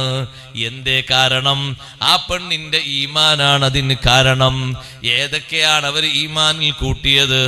അല്ലാഹു സുബ്ഹാനഹു വ തആല വഹയായിട്ട് നബിതങ്ങൾക്ക് അറിയിച്ചു കൊടുത്തിട്ട് അപ്പപ്പോൾ സ്വീകരിക്കുന്ന കാര്യങ്ങൾ മാത്രമാണോ? അല്ല. നബിതങ്ങൾ ഇഷ്ടപ്രകാരം ഇങ്ങനെയല്ലേ ഒരു കാര്യം ഖൈറ് എന്ന് ആലോചിക്കുമ്പോ അതുപോലും വിശ്വാസത്തിന്റെ ഭാഗമായി, ഈമാനിന്റെ ഭാഗമായി കരുതിപ്പോയി. സ്വഹാബത്തിന്റെ ഈമാൻ അത്ര വലിയ ഈമാനാണ്. സാധാരണ നമ്മുടെ ഇടയിലൊക്കെ ചർച്ചകൾ ധാരാളം നടന്നിട്ട് തള്ളുന്ന വിഷയമല്ലേ. ഒരൊറ്റ ദിവസം കൊണ്ട് ജുലൈബീബ് റളിയല്ലാഹു അൻഹുവിന്റെ നിക്കാഹ് നടന്നു. ഈ പെൺകുട്ടിയുടെ ഈമാനാണ് അതിന് പ്രധാനപ്പെട്ട കാരണം. ഉമ്മമാരെ, സഹോദരങ്ങളെ, സഹോദരിമാരെ, കണ്ടിട്ട് ആലോചിച്ചിട്ട് പറ്റുമോ പറ്റിയില്ലേ ഒന്നും നോക്കാതെ ഒരൊറ്റ കാര്യമാണ് ആ പെൺകുട്ടി മുന്നോട്ട് വെച്ചത്. അള്ളാഹുവിന്റെ റസൂല് എനിക്ക് വരനായി ഒരാളെ തെരഞ്ഞെടുത്തോ, പിന്നതിന് മറുപുറം ചിന്തിക്കരുത്, അതിന് എതിര് ചെയ്യരുത്. വമയ്യഅസില്ലാഹ വറസൂലഹു ഫഖദ് ളല്ല ളലാലം മുബീനാ. പെൺകുട്ടി ഓതിക്കൊടുത്തു, അള്ളാഹുവിനും അള്ളാഹുവിന്റെ റസൂലിനും എതിര് ചെയ്യുന്നവൻ അവൻ വ്യക്തമായും പിഴച്ചു പോയിട്ടുണ്ട്. അവരുടെ ഈമാനിന്റെ ഊക്കാണിത്. സംശയലേശമന്യേ ഒരു സംശയത്തിനും വക കൊടുക്കാത്ത കറകളഞ്ഞ ഈമാൻ. അള്ളാഹു നമ്മുടെ ഈമാൻ ഉറപ്പിച്ചു നിർത്തി തരട്ടെ. ഈമാന് കേടുപാട് സംഭവിക്കരുത്. ആഖിറത്തിൽ നമ്മളിൽ ഓരോരുത്തരും വിജയിക്കണമെങ്കിൽ, ദുനിയാവിലും ആഖിറത്തിലും രണ്ട് ലോകത്തും വിജയിച്ചു എന്ന് പറയണമെങ്കിൽ പ്രധാനപ്പെട്ട ഒരു കാര്യമാണ് ഈമാൻ. ഈമാൻ ഇല്ലാതെ രണ്ട് ലോകത്തും ജയിക്കാൻ കഴിയില്ല. ദുനിയാവിൽ ജയിച്ച ഒരുപാട് ആൾക്കാരുണ്ട്. എത്ര രാജാക്കന്മാരുണ്ട്, എത്ര പ്രഭുക്കളുണ്ട്, എത്ര പ്രദേശങ്ങൾ കീഴടക്കിയവരുണ്ട്, എത്ര ലക്ഷപ്രഭുക്കളുണ്ട്, കോടിപതികളുണ്ട്, എത്ര ആൾക്കാരുണ്ട്. ദുനിയാവിൽ പലപ്പോഴും വിജയിച്ചിട്ടുണ്ടാകും, പക്ഷെ ആഖിറത്തിൽ പരാജയമാണ്. എന്താ ആഖിറത്തിൽ പരാജയത്തിന്റെ കാരണം? ഒന്നുമല്ല, ഈമാനിന്റെ ഒരു കുറവ്. അതല്ലേ പരാജയത്തിന്റെ പ്രധാനപ്പെട്ട കാരണം. നബി സല്ലല്ലാഹു അലൈഹി വസല്ലം തങ്ങൾ എത്ര സ്നേഹത്തോടെ പോറ്റി വളർത്തിയ ആളാണ് അബൂ ത്വാലിബ്. ആ അബൂ ത്വാലിബ് പോലും നരകത്തിൽ പ്രവേശിക്കേണ്ടി വന്നത് ഈമാനിന്റെ ഒരു കുറവ് കൊണ്ടല്ലേ. നബി സല്ലല്ലാഹു അലൈഹി വസല്ലം തങ്ങൾ പറഞ്ഞില്ലേ, അബൂ ത്വാലിബ് നരകത്തിൽ ഏറ്റവും ചെറിയ ശിക്ഷ അനുഭവിക്കുന്ന ആളാണ്. ഒന്ന് പ്രഖ്യാപിക്കാനുള്ളൊരു കുറവ്. ലാ ഇലാഹ ഇല്ലല്ലാഹു മുഹമ്മദുർ റസൂലുള്ളാഹി എന്ന് ചൊല്ലാൻ ഒരുങ്ങുമ്പോഴേക്ക് അബൂജഹലും കൂട്ടരും വന്നപ്പോ പിന്നെ ആ ചൊല്ലുന്നത് മാറിപ്പോയി. വഫാത്തിനോടനുബന്ധിച്ച് കുറച്ചു നേരം മുമ്പ് തലഭാഗത്തിരുന്നു കൊണ്ട് അള്ളാഹുവിന്റെ റസൂല് പറയുന്നുണ്ട്, യാ അമ്മി ഖുൽ ലാ ഇലാഹ ഇല്ലല്ലാഹ് കലിമതൻ നുഹാജ്ജു ലക ബിഹാ ഇൻദല്ലാഹ്. എന്റെ മൂത്താപ്പ, ഉപ്പയുടെ സഹോദര, ഒന്ന് ലാ ഇലാഹ ഇല്ലല്ലാഹ് ചൊല്ലൂ. നാളെ അള്ളാഹുവിന്റെ അടുക്കൽ നിങ്ങൾക്ക് വേണ്ടി ഞാൻ സാക്ഷി പറയുന്നൊരു വചനം, ആ വചനം നിങ്ങളിൽ നിന്ന് കേൾക്കുന്നത് ഞാൻ ആഗ്രഹിക്കുന്നു. കുറച്ചു നേരം അങ്ങോട്ടും ഇങ്ങോട്ടും ചെരിഞ്ഞും ചാഞ്ഞും ഒക്കെ കടന്ന് അത് ചൊല്ലാൻ ഒരുങ്ങുമ്പോഴേക്ക് അബൂജഹലും കൂട്ടരും വന്നു. അവർ ചോദിച്ചു, അവസാന ഘട്ടത്തിൽ നിങ്ങൾ കാലുവാരിപ്പോയോ? നമ്മുടെ കൂട്ടത്തിൽ നിന്ന് നിങ്ങൾ മാറിപ്പോയോ? അബൂ ത്വാലിബ് പറഞ്ഞു, ഇല്ല, ഞാൻ നിങ്ങളോടൊപ്പമാണുള്ളത്. അബൂ ത്വാലിബിന്റെ ഉള്ളിൽ ഈമാനുണ്ടോ? ഉണ്ട്. അത് പുറത്തേക്കൊന്ന് വെളിവാക്കി പ്രഖ്യാപിക്കാനുള്ള ഭാഗ്യം ലഭിച്ചില്ല. അതുകൊണ്ടല്ലേ നബി സല്ലല്ലാഹു അലൈഹി വസല്ലം പറഞ്ഞത്, ലൗലാ കുന്തു അന ലകാന ഫിദ്ദർക്കിൽ അസ്ഫലി മിനന്നാർ. ഞാൻ ഈ ഭൂമിയിൽ ജീവിച്ചില്ലായിരുന്നുവെങ്കിൽ അബൂ ത്വാലിബ് നരകത്തിന്റെ ആഴിയിലാകുമായിരുന്നു, നരകത്തിന്റെ അടിത്തട്ടിലാകുമായിരുന്നു. നരകത്തിന്റെ ഏറ്റവും അടിത്തട്ടിൽ പോയി കിടക്കേണ്ടി വരുന്നത് ഇബ്ലീസിനോ കൂട്ടർക്കോ അല്ല, കാഫിരീങ്ങൾക്കല്ല, യഹൂദികൾക്കല്ല, ക്രിസ്ത്യൻസ് നസാറക്കല്ല. ഏറ്റവും അടിത്തട്ടിൽ കഴിയുന്നത് ഇന്നൽ മുനാഫിഖീന ഫിദ്ദർക്കിൽ അസ്ഫലി മിനന്നാർ. വിശ്വാസരംഗത്ത് വൈകല്യം ബാധിച്ച മുനാഫിഖുകളില്ലേ, അവരാണ് നരകത്തിന്റെ ആഴിയിലുള്ളത്. ഞാനിവിടെ ജീവിച്ചില്ലായിരുന്നുവെങ്കിൽ അബൂ ത്വാലിബിന്റെ ഗതി അങ്ങനെയാകുമായിരുന്നു. ലഅല്ലഹു തൻഫഉഹു ശഫാഅതി, എന്റെ റക്കമന്റ് അബൂ ത്വാലിബിന് ഉപകാരം ചെയ്തേക്കും എന്ന് തങ്ങൾ പറഞ്ഞു. കുറെ മഹാന്മാര് ആ ഹദീസും അബൂ ത്വാലിബിന്റെ നേരത്തെയുള്ള ചില പദപ്രയോഗങ്ങളൊക്കെ വിശദീകരിച്ച് അബൂ ത്വാലിബ് രക്ഷപ്പെടാൻ സാധ്യതയുള്ള ആളാണ് എന്ന് എഴുതിയിട്ടുണ്ട്. നമ്മളവർ എഴുതിയത് അങ്ങനെ വിശ്വസിച്ച് പറയാം. പക്ഷെ അബൂ ത്വാലിബ് നരകത്തിലാണ് എന്ന് ഹബീബ് സല്ലല്ലാഹു അലൈഹി വസല്ലം നിങ്ങൾ പറഞ്ഞു. നരകത്തിൽ ഏറ്റവും ചെറിയ ശിക്ഷ അനുഭവിക്കുന്ന ആളാണ്. എന്താ കാരണം? ഈമാനിന്റെ ഒരു കുറവാണ്. നിസ്കരിക്കാൻ നമസ്കാരം നിർബന്ധമായില്ലല്ലോ, നോമ്പ് നോൽക്കാതിരിക്കാൻ നോമ്പ് നിർബന്ധമായില്ലല്ലോ, അതൊന്നും നിർബന്ധമായിട്ടില്ലല്ലോ. അവരൊക്കെ വഫാത്തായതിന് ശേഷല്ലേ ഇസ്രാവും മിറാജും നടന്നത്. അപ്പോഴല്ലേ നിസ്കാരത്തിന് നിർബന്ധം വരുന്നത്, പിന്നെയല്ലേ നോമ്പിന് നിർബന്ധം വരുന്നത്. കർമ്മരംഗത്തുള്ള കുറവല്ല, വിശ്വാസരംഗത്തുള്ള വൈകല്യം അതെപ്പോഴും കാത്തു സൂക്ഷിക്കേണ്ടതാണ്. അതാണ് ശരി, ഇതാണ് ശരി എന്നൊക്കെ ആരോടെങ്കിലൊക്കെ അഭിപ്രായം പറയുമ്പോൾ നല്ലോണം ആലോചിക്കണം. മനസ്സിലുള്ളതാണ് ആ പുറത്തേക്ക് പറയുന്നത്, നല്ലോണം ചിന്തിക്കണം. മഹാന്മാരെങ്ങനെ വിശ്വസിച്ചോ ആ വിശ്വാസത്തിന്റെ അടിത്തറയിൽ തന്നെ നിന്നോളണം. ഒരിഞ്ച് മാറാൻ പാടില്ല, മാറിയാ നമ്മുടെ കാര്യം പോയി. ഈമാൻ എന്ന് പറയുന്നത് അള്ളാഹു നൽകുന്ന അനുഗ്രഹമാണ്. എല്ലാവർക്കും അത് കിട്ടില്ല, എല്ലാവർക്കും അത് ലഭിക്കില്ല. സൗകര്യങ്ങളും സംവിധാനങ്ങളുള്ള എത്ര ആൾക്കാർ, ഈമാനിന്റെ വക്കത്തെത്തി എത്ര ആൾക്കാരുണ്ട് സ്വീകരിക്കാൻ കഴിയാതെ പോയവര്. ഞാനൊന്ന് മൂമിനാകട്ടെ എന്ന് ചിന്തിച്ചിരുന്ന ആളല്ലേ ഹിറക്കിൽ ചക്രവർത്തി, മുസ്ലിം ആകട്ടെ എന്ന് ചിന്തിച്ചിരുന്ന ആളല്ലേ. നബി സല്ലല്ലാഹു അലൈഹി വസല്ലം കത്ത്, 4 വരിയുള്ള ആ കത്ത് വായിച്ചിട്ട് ഹിറക്കൽ ചക്രവർത്തി പറഞ്ഞു, ലൗ കുന്തു ഇൻദഹു, ഞാൻ ആ നബിന്റെ അടുക്കലാണെങ്കിൽ ഗസൽതു ഖദമൈ, അവിടുത്തെ 2 കാലും കേകിയിട്ട് അതിന്റെ വെള്ളം ഞാൻ കുടിക്കുമായിരുന്നു. ഞാൻ മദീനത്താണ് ഉള്ളതെങ്കിൽ മുത്തുനബി സല്ലല്ലാഹു അലൈഹി വസല്ലം ഞങ്ങളെ കാൽപാദം കേകിയിട്ട് അതിന്റെ വെള്ളം ഞാൻ കുടിക്കുമായിരുന്നു. നബിയാണ് എന്ന് 100% അന്വേഷണത്തിലൂടെ വിവരണത്തിലൂടെ ഉറപ്പ് കിട്ടിയിട്ടും സഹോദരങ്ങളെ കലിമ ചൊല്ലാൻ സാധിച്ചോ? ഇല്ല. തന്റെ ക്ഷണികമായ അധികാരം, നശ്വരമായ ഈ സ്ഥാനവും ബഹുമാനവും പോയി പോകുമെന്നൊരു പേടി വന്നപ്പോ അവരുടെ കൂടെ തന്നെ ഉറച്ചു നിന്നുപോയി. ഭാഗ്യം ലഭിച്ചില്ല. പക്ഷേ എത്രമാത്രം ആ കത്തിനെ ബഹുമാനിച്ചു അദ്ദേഹം. ആ കത്ത് സൂക്ഷിക്കാൻ വേണ്ടി സ്വർണത്തിന്റെ ഒരു പെട്ടിയാണ് ഹിറക്കിൽ ചക്രവർത്തി ഉണ്ടാക്കിയത്. ഒരു മരത്തിന്റെ പെട്ടിയല്ല, 4 വരിയാണ് ആ കത്തിലുള്ളത്.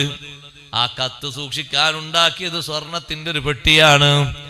മക്കളെ കയ്യിലേക്ക് ഈ പെട്ടി ഏൽപ്പിച്ചുകൊണ്ട്, കത്ത് ഏൽപ്പിച്ചുകൊണ്ട് ഹിറക്കിൽ ചക്രവർത്തി പറഞ്ഞു, എത്ര കാലം ഈ കത്ത് നിങ്ങളെ കയ്യിൽ ബാക്കിയുണ്ടോ മക്കളെ, അത്ര കാലം റോമിന്റെ ഭരണവും നിങ്ങളെ വക്കലുണ്ട്. എന്നാണോ ഈ കത്ത് നഷ്ടപ്പെടുന്നത് അന്ന് ഭരണം അവസാനിക്കും. പറഞ്ഞതുപോലെ തന്നെ നടന്നില്ലേ? അവരെ കയ്യിൽ നിന്ന് സംഘട്ടനത്തിനിടയിൽ കത്ത് നഷ്ടപ്പെട്ടു പോയി. അക്കൊല്ലം തന്നെ ഭരണവും മാറിപ്പോയി. സുബ്ഹാനല്ലാഹ്. ആ കത്ത് സൂക്ഷിക്കാൻ സ്വർണപ്പെട്ടി ഉണ്ടാക്കിയ അബൂ സുഫിയാനെയും കൂട്ടരെയും വിളിച്ചിട്ട് മക്കത്ത് വന്ന നിങ്ങളുടെ മുന്നിൽ നബിയാണ് എന്ന് എല്ലാവരോടും പറഞ്ഞ് ജനങ്ങളെ സന്മാർഗത്തിലേക്ക് ക്ഷണിക്കുന്ന വ്യക്തിയെ പറ്റി 10-15 ചോദിച്ചു. ഞാൻ ആ ഹദീസ് മുഴുവനായും വായിക്കുകയല്ല.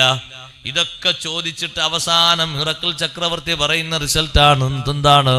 നിങ്ങൾ ഈ പറഞ്ഞതുപോലെയാണ് കാര്യമെങ്കിൽ അതൊരു നബി തന്നെയാണ്, സംശയിക്കേണ്ട വകുപ്പൊന്നുമില്ല.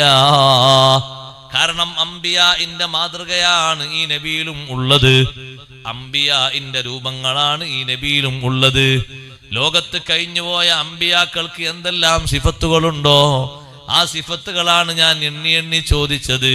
കൂട്ടത്തിൽ ഞാൻ നിങ്ങളോട് ചോദിച്ചില്ലേ, ആരാണ് കൂടുതൽ നബിയുടെ കൂടെ കൂടുന്നത്? പണക്കാരാണോ സാധുക്കളാണോ? നിങ്ങൾ എന്നോട് പറഞ്ഞല്ലോ സാധുക്കളാണ് കൂടുന്നത്. അവരെന്നും കൂടുകയാണോ കുറയുകയാണോ? നിങ്ങൾ പറഞ്ഞല്ലോ എന്നും കുറയുകയല്ല കൂടുകയാണ്. ദീനിന്റെ നിയമത്തോട് ദേഷ്യം പിടിച്ചിട്ട് കൂടിയ ഒരാളും തിരിച്ചു പോകുന്നുണ്ടോ എന്ന് ചോദിച്ചപ്പോ നിങ്ങൾ പറഞ്ഞല്ലോ ഇല്ല ഇല്ല, കൂടിയവർ ഉറച്ചു നിൽക്കുന്നു. ഇങ്ങനെ തന്നെയാണ് കഴിഞ്ഞ കാലത്ത് വന്ന നബിമാരൊക്കെ. അവരോടൊപ്പം ആദ്യമായി കൂടിയത് ഓരോ നാട്ടിലെയും ദുർബല വിഭാഗമാണ്. അവര് നാൾക്ക് നാൾ വർദ്ധിക്കുകയായിരുന്നു. ഒരാളും കൂടൊഴിഞ്ഞു പോയിട്ടില്ല. വിശ്വസിക്കണമെന്ന് രാജാവിന് ഇങ്ങനെ തോന്നിയിട്ട് പ്രഖ്യാപിക്കാൻ ഇങ്ങനെ ഒരുങ്ങുന്ന സമയത്ത് മുന്നിലുള്ള സഭാവാസികൾ, നമ്മളെ നാട്ടിലെ MP MLA എന്നൊക്കെ പറഞ്ഞ റോളിലുള്ള ആൾക്കാർ, മന്ത്രിമാർ, അവരെ കൂടി ഒച്ചുണ്ടാക്കി മുദ്രാവാക്യം വിളിച്ചു. രാജാവിനെ ഗരാവോ ചെയ്യുന്ന രൂപത്തിലായി. രാജാവ് പറഞ്ഞു, ഞാൻ നിങ്ങളോടൊപ്പം തന്നെയാണ്, നിങ്ങളോടൊപ്പമാണ്, നിങ്ങളെ വിശ്വാസത്തിലാണ്, ഞാനൊരു ഇഞ്ച് മാറിയിട്ടില്ല എന്ന് പറഞ്ഞു. ഒന്നുകൂടി ചർച്ച ചെയ്യാൻ വേണ്ടി 2-3 ദിവസം കഴിഞ്ഞിട്ട് ഈ ആളുകളെ, പ്രധാനികളൊക്കെ ഒരുമിച്ച് കൂട്ടിയിട്ട് ഒരു ഹാളിന്റെ ഉള്ളിൽ എല്ലാ വാതിലും കൊട്ടിയടച്ച് രാജാവ് പിന്നെയും ഈ വന്നിരിക്കുന്ന അവസാനത്തെ നബിയെക്കുറിച്ചുള്ള വിശേഷങ്ങളും കാര്യങ്ങളൊക്കെ പറഞ്ഞ് രാജാവ് വിശ്വസിക്കാൻ പോകാണ് എന്ന് തോന്നിയപ്പോഴേക്ക് എല്ലാവരും സദസ്സിൽ നിന്ന് എഴുന്നേറ്റിട്ട് രാജാവിനെതിരെ തെറിയഭിഷേകം പറയാൻ തുടങ്ങി.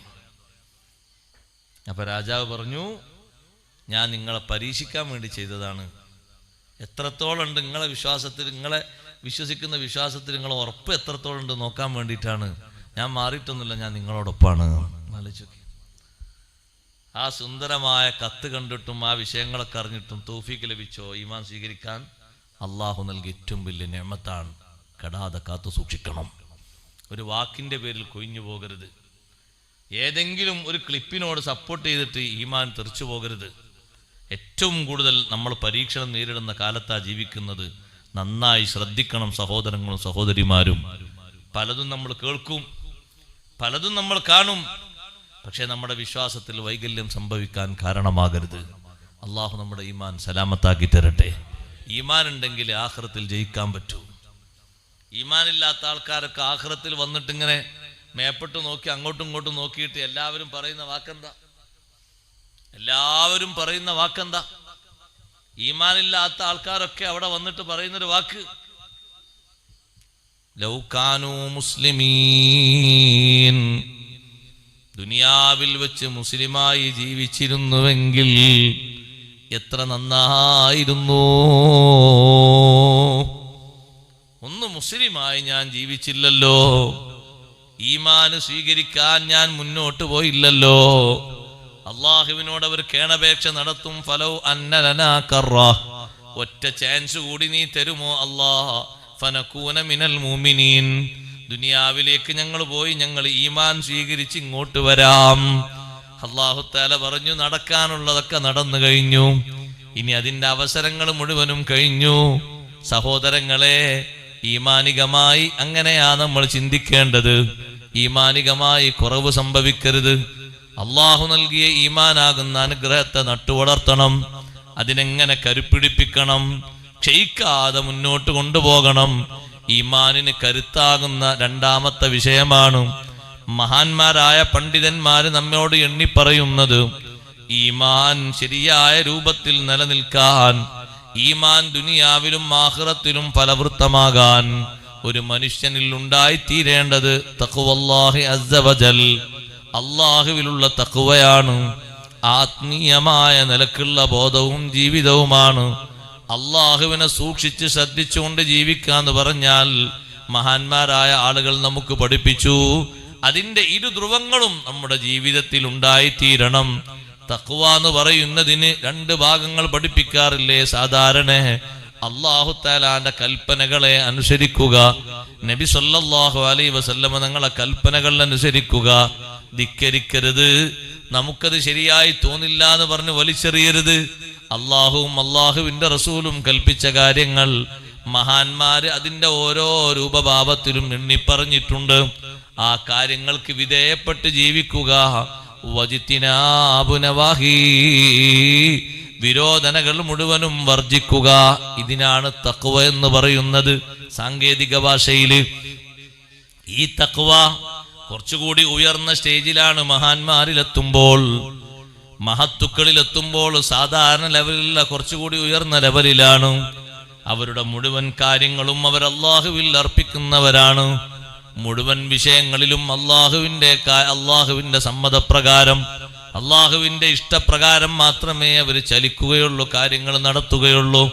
അതേ സമയത്ത് സാധാരണക്കാരായ നമ്മൾ ഓരോരുത്തരും കൽപ്പനകൾ, ആജ്ഞകൾ അംഗീകരിച്ചു മുന്നോട്ട് പോവുക. ആ ആജ്ഞകളിൽ എപ്പോഴും നമ്മുടെ ശരീരവുമായി ബന്ധപ്പെട്ട് കിടക്കുന്ന, ഏറ്റവും അധികം നമ്മുടെ ശരീരവുമായി ബന്ധപ്പെട്ട് കിടക്കുന്ന വിഷയമായ നിസ്കാരം, സഹോദരങ്ങളെ, അതിലേറ്റവും കൂടുതൽ ശ്രദ്ധിക്കേണ്ട ഒരു വിഷയമാണ്.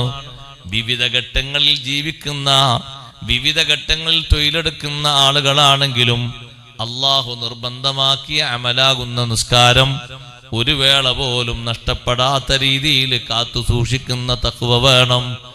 ഏത് ചെറിയ സമയത്താണെങ്കിലും വലിയ സമയത്താണെങ്കിലും എത്ര വലിയ തിരക്കിലാണെങ്കിലും നിസ്കാരം അതാ രൂപത്തിൽ ശ്രദ്ധിക്കേണ്ടതാണ്. ഏറ്റവും കൂടുതൽ ഭയം വരുന്ന, ശുഗല് വരുന്നൊരു നേരമാണല്ലോ യുദ്ധനേരമെന്ന് പറയുന്നത്. യുദ്ധനേരത്ത് പോലും അല്ലാഹു തആല നിസ്കരിക്കാനാണ് കൽപ്പിച്ചത്. നിസ്കരിക്കണ്ട എന്നല്ല, നിസ്കരിക്കണം എന്ന്. അതിന് 3 ശൈലിയല്ലേ മഹാന്മാരായ പണ്ഡിതന്മാര് ആയത്തിന്റെയും ഹദീസിന്റെയും വെളിച്ചത്തിൽ പഠിപ്പിച്ചത്. സൂറത്തുൻ നിസായിൽ അല്ലാഹു തആല ഇറക്കിയ ആയത്തിൽ അങ്ങനെയല്ലേ, നിസ്കാരം യുദ്ധമുഖത്ത് പോലും ജമാഅത്തായി നിർവഹിക്കുന്ന ശൈലിയാണ് പഠിപ്പിച്ചത്. ഒഴിവാക്കാനല്ല, ആ ഘട്ടത്തിൽ പോലും നിസ്കാരം വളരെ ശ്രദ്ധയോടെ സൂക്ഷ്മതയോടെ കൊണ്ടു നടക്കണം. അല്ലാഹു തആലാന്റെ സൗകര്യങ്ങളും സംവിധാനങ്ങളൊക്കെ ഭൂമിയിൽ ഉപയോഗിച്ച് എല്ലാം സ്വീകരിച്ച് ഏറ്റവും നല്ലൊരു ശുക്റായ നിസ്കാരം പോലും ഇല്ലെങ്കിൽ പിന്നെ എന്ത് മുത്തഖി എന്നാണ് സഹോദരങ്ങളെ നമ്മളെ പറ്റി പറയാനുള്ളത്? ഏത് അർത്ഥത്തിലുള്ള മുത്തഖി എന്നാണ് പറയാനുള്ളത്? തഖ്വ ചെയ്ത് ജീവിക്കുന്ന ആളാണോ? തഖ്വ ചെയ്ത് ജീവിക്കുന്ന ആളുകൾക്ക് അല്ലാഹു തആല എല്ലാ ബഹുമാനവും നൽകും. തഖ്വ ചെയ്ത് ജീവിക്കുന്ന ആളുകൾക്ക് അല്ലാഹു ചെറിയ ബഹുമാനമല്ലല്ലോ, വലിയ ബഹുമാനം നൽകും. ആഖിറത്തിലെത്തുമ്പോൾ അല്ലാഹു തആല അവർക്ക് വലിയ കൂലി നൽകും. വമൻ യത്തഖില്ലാഹ യുകഫിർ അൻഹു സയ്യിആതിഹി വയുഅ്ലിം ലഹു അജ്റാ. അല്ലാഹുവിനെ തഖ്വ ചെയ്ത് ആര് ജീവിക്കുന്നുവോ അവന്റെ തിന്മകളെയും വൈകല്യങ്ങളെയും അല്ലാഹു മാപ്പാക്കി കൊടുക്കും. വലിയ പ്രതിഫലം അല്ലാഹു തആല അവന് ദാനമായി നൽകും. മുത്തഖീങ്ങൾക്കാണ് വലിയ സ്ഥാനം ഉള്ളത്. ദുനിയാവിലും ആഖിറത്തിലും ഏറ്റവും വലിയ ദറജയും അവർക്കാണ്. ജീവിതത്തിൽ നിങ്ങൾ നോക്ക്, നമ്മുടെ ഇടയിൽ തന്നെ പല രൂപഭാവങ്ങളും ഉണ്ടാകില്ലേ? 50 കൊല്ലമായി ഉസ്താദേ ഭൂമിയിൽ ഞാൻ ജീവിക്കുന്നു, ഒരൊറ്റ നിസ്കാരവും പ്രായപൂർത്തിക്ക് ശേഷം എനിക്ക് ഖളാ ആയിട്ടില്ല എന്ന് പറയുന്ന ആളുകളുടെ പ്രത്യേകത ഒന്ന് വേറെയാണ്. ഒറ്റ നിസ്കാരവും എനിക്ക് ഖളാ ആയിട്ടില്ല, ഞാൻ നിർവഹിക്കാറുണ്ട്. ഫർളും സുന്നത്തും കൃത്യമായി നിർവഹിക്കാറുണ്ട്. അത് എടുത്തു പറയേണ്ട ഒരു മഹത്വം തന്നെയാണ്. കാരണം എന്താണെന്നറിയോ? അഷ്റഫുൽ ഖൽഖ് മുഹമ്മദുർ റസൂലുള്ളാഹി സ്വല്ലല്ലാഹു അലൈഹി വസല്ലമ തങ്ങൾ ഈ ഉമ്മത്തിനോട് ഏറ്റവും കാർക്കശ്യത്തോടെ സ്വീകരിക്കാനും സൂക്ഷിക്കാനും കൊണ്ട് നടക്കാനും പറഞ്ഞൊരു വിഷയമാണ് നിസ്കാരം. സുബ്ഹാനല്ലാഹ്, അതിൽ അശ്രദ്ധ വന്നാൽ തഖ്വയുടെ വഴിയിൽ നിന്ന് നമ്മൾ എത്രയോ ബഹുദൂരം പിറകോട്ട് പോയി. നിസ്കാരത്തിന്റെ വിഷയത്തിൽ തന്നെ അശ്രദ്ധ വന്നാൽ അങ്ങനല്ലേ, പിറകോട്ട് എത്രയോ ബഹുദൂരം പിറകോട്ട് പോയി. ആ നിസ്കാരം നിർവഹിക്കേണ്ട രൂപഭാവങ്ങൾ, ജമാഅത്ത്, അതിൽ പുരുഷന്മാർക്ക് ഒഴിച്ചുകൂടാൻ പറ്റാത്ത ഒരു സംഗതിയാണ് ജമാഅത്ത്. പഴയ കാലത്തെ പോലെ വഅദ് പറഞ്ഞ് നീട്ടൊന്നുമില്ല, അങ്ങനെ ആരും പേടിക്കണ്ട. കുറഞ്ഞ വിഷയങ്ങൾ കൂടി പറഞ്ഞ് ഞാൻ നിർത്തും. പക്ഷേ ജമാഅത്തിന് എല്ലാ സൗകര്യങ്ങളും സംവിധാനങ്ങളും നമുക്കുണ്ടെങ്കിലും അംഗങ്ങൾ വളരെ പരിമിതമാണ്. പഴയ കാലത്തെ പോലെയല്ല. പഴയ കാലത്ത് പല വീടുകളിലും വാഹനമല്ല. ഇപ്പം വാഹനം വീടുകളിൽ വെക്കാൻ സ്ഥലമില്ല. എത്ര വാഹനങ്ങളാണ് അല്ലാഹു തആല തന്നത്. അവനാൻ്റെ ഒരു കാര്യത്തിന് വേണ്ടി രാവിലെ തന്നെ 3 മണിക്ക് എഴുന്നേറ്റ് സ്റ്റാർട്ടാക്കി പോകണമെന്ന് പറഞ്ഞാൽ 2:30 ആകുമ്പോൾ തന്നെ നമ്മൾ എഴുന്നേൽക്കില്ല. 2 മണിയാകുമ്പോൾ തന്നെ എത്ര വേഗം നമ്മൾ എഴുന്നേൽക്കല്. കുറച്ചുകൂടി ടൈമുണ്ട് കിടന്നോളൂ, പിന്നെ എഴുന്നേൽക്കാന്ന് പറഞ്ഞാലും എഴുന്നേൽക്കൂലേ. പക്ഷേ അത് നമ്മുടെ ഈമാനിന് ബലം കൂട്ടുന്ന പ്രധാനപ്പെട്ട ഒരു കാര്യം എന്ന നിലക്ക് നിസ്കാരത്തിൻ്റെ ജമാഅത്ത് അത് പുരുഷന്മാര് കുറക്കരുത്, വർദ്ധിപ്പിക്കണം, കൂട്ടിക്കൂട്ടി കൊണ്ടുവരണം. അല്ലാഹു തആല നമുക്ക് തന്ന സൗകര്യങ്ങളും സംവിധാനങ്ങളും മാനിച്ച് ജമാഅത്ത് കഴിവിൻ്റെ പരമാവധി പതിവാക്കണം. അഷ്റഫുൽ ഖൽഖ് റസൂലുള്ളാഹി സ്വല്ലല്ലാഹു അലൈഹി വസല്ലം ഏറ്റവും അധികം സന്തോഷിച്ച ഒരു ഘട്ടമാണ് തങ്ങൾ വേർപിരിയുന്ന റബീഉൽ ആഖിറിന്റെ 12-ന്റെ അന്ന് രാവിലെ വീട്ടിൽ നിന്ന് വിരിയൊന്നിങ്ങനെ പള്ളിയിലേക്ക് പോകുന്ന ഭാഗത്തുള്ള വിരിയൊന്നിങ്ങനെ നീക്കി. അപ്പൊ സ്വഹാബത്ത് സുഫായിട്ട് ഇങ്ങനെ നിൽക്കുകയാണ്. മദീന പള്ളിയിൽ ജുമുഅ കഴിഞ്ഞാൽ ഏറ്റവും കൂടുതൽ ആളുകൾ കൂടുന്ന ജമാഅത്താണല്ലോ സുബ്ഹി. നമ്മുടെ നാട്ടിലെ പോലെ മഗ്‌രിബ് എന്നല്ല പറയാനുള്ളത്, സുബ്ഹി എന്നാണ്. സുബ്ഹിക്കാണ് ഏറ്റവും തോന്നെ ആളുകൾ കൂടുന്നത്. ഇത്ര സൗകര്യങ്ങളൊന്നും ഇല്ലാത്ത കാലത്തിട്ടോ അങ്ങനെ കൂടി കണക്കൂട്ടണം.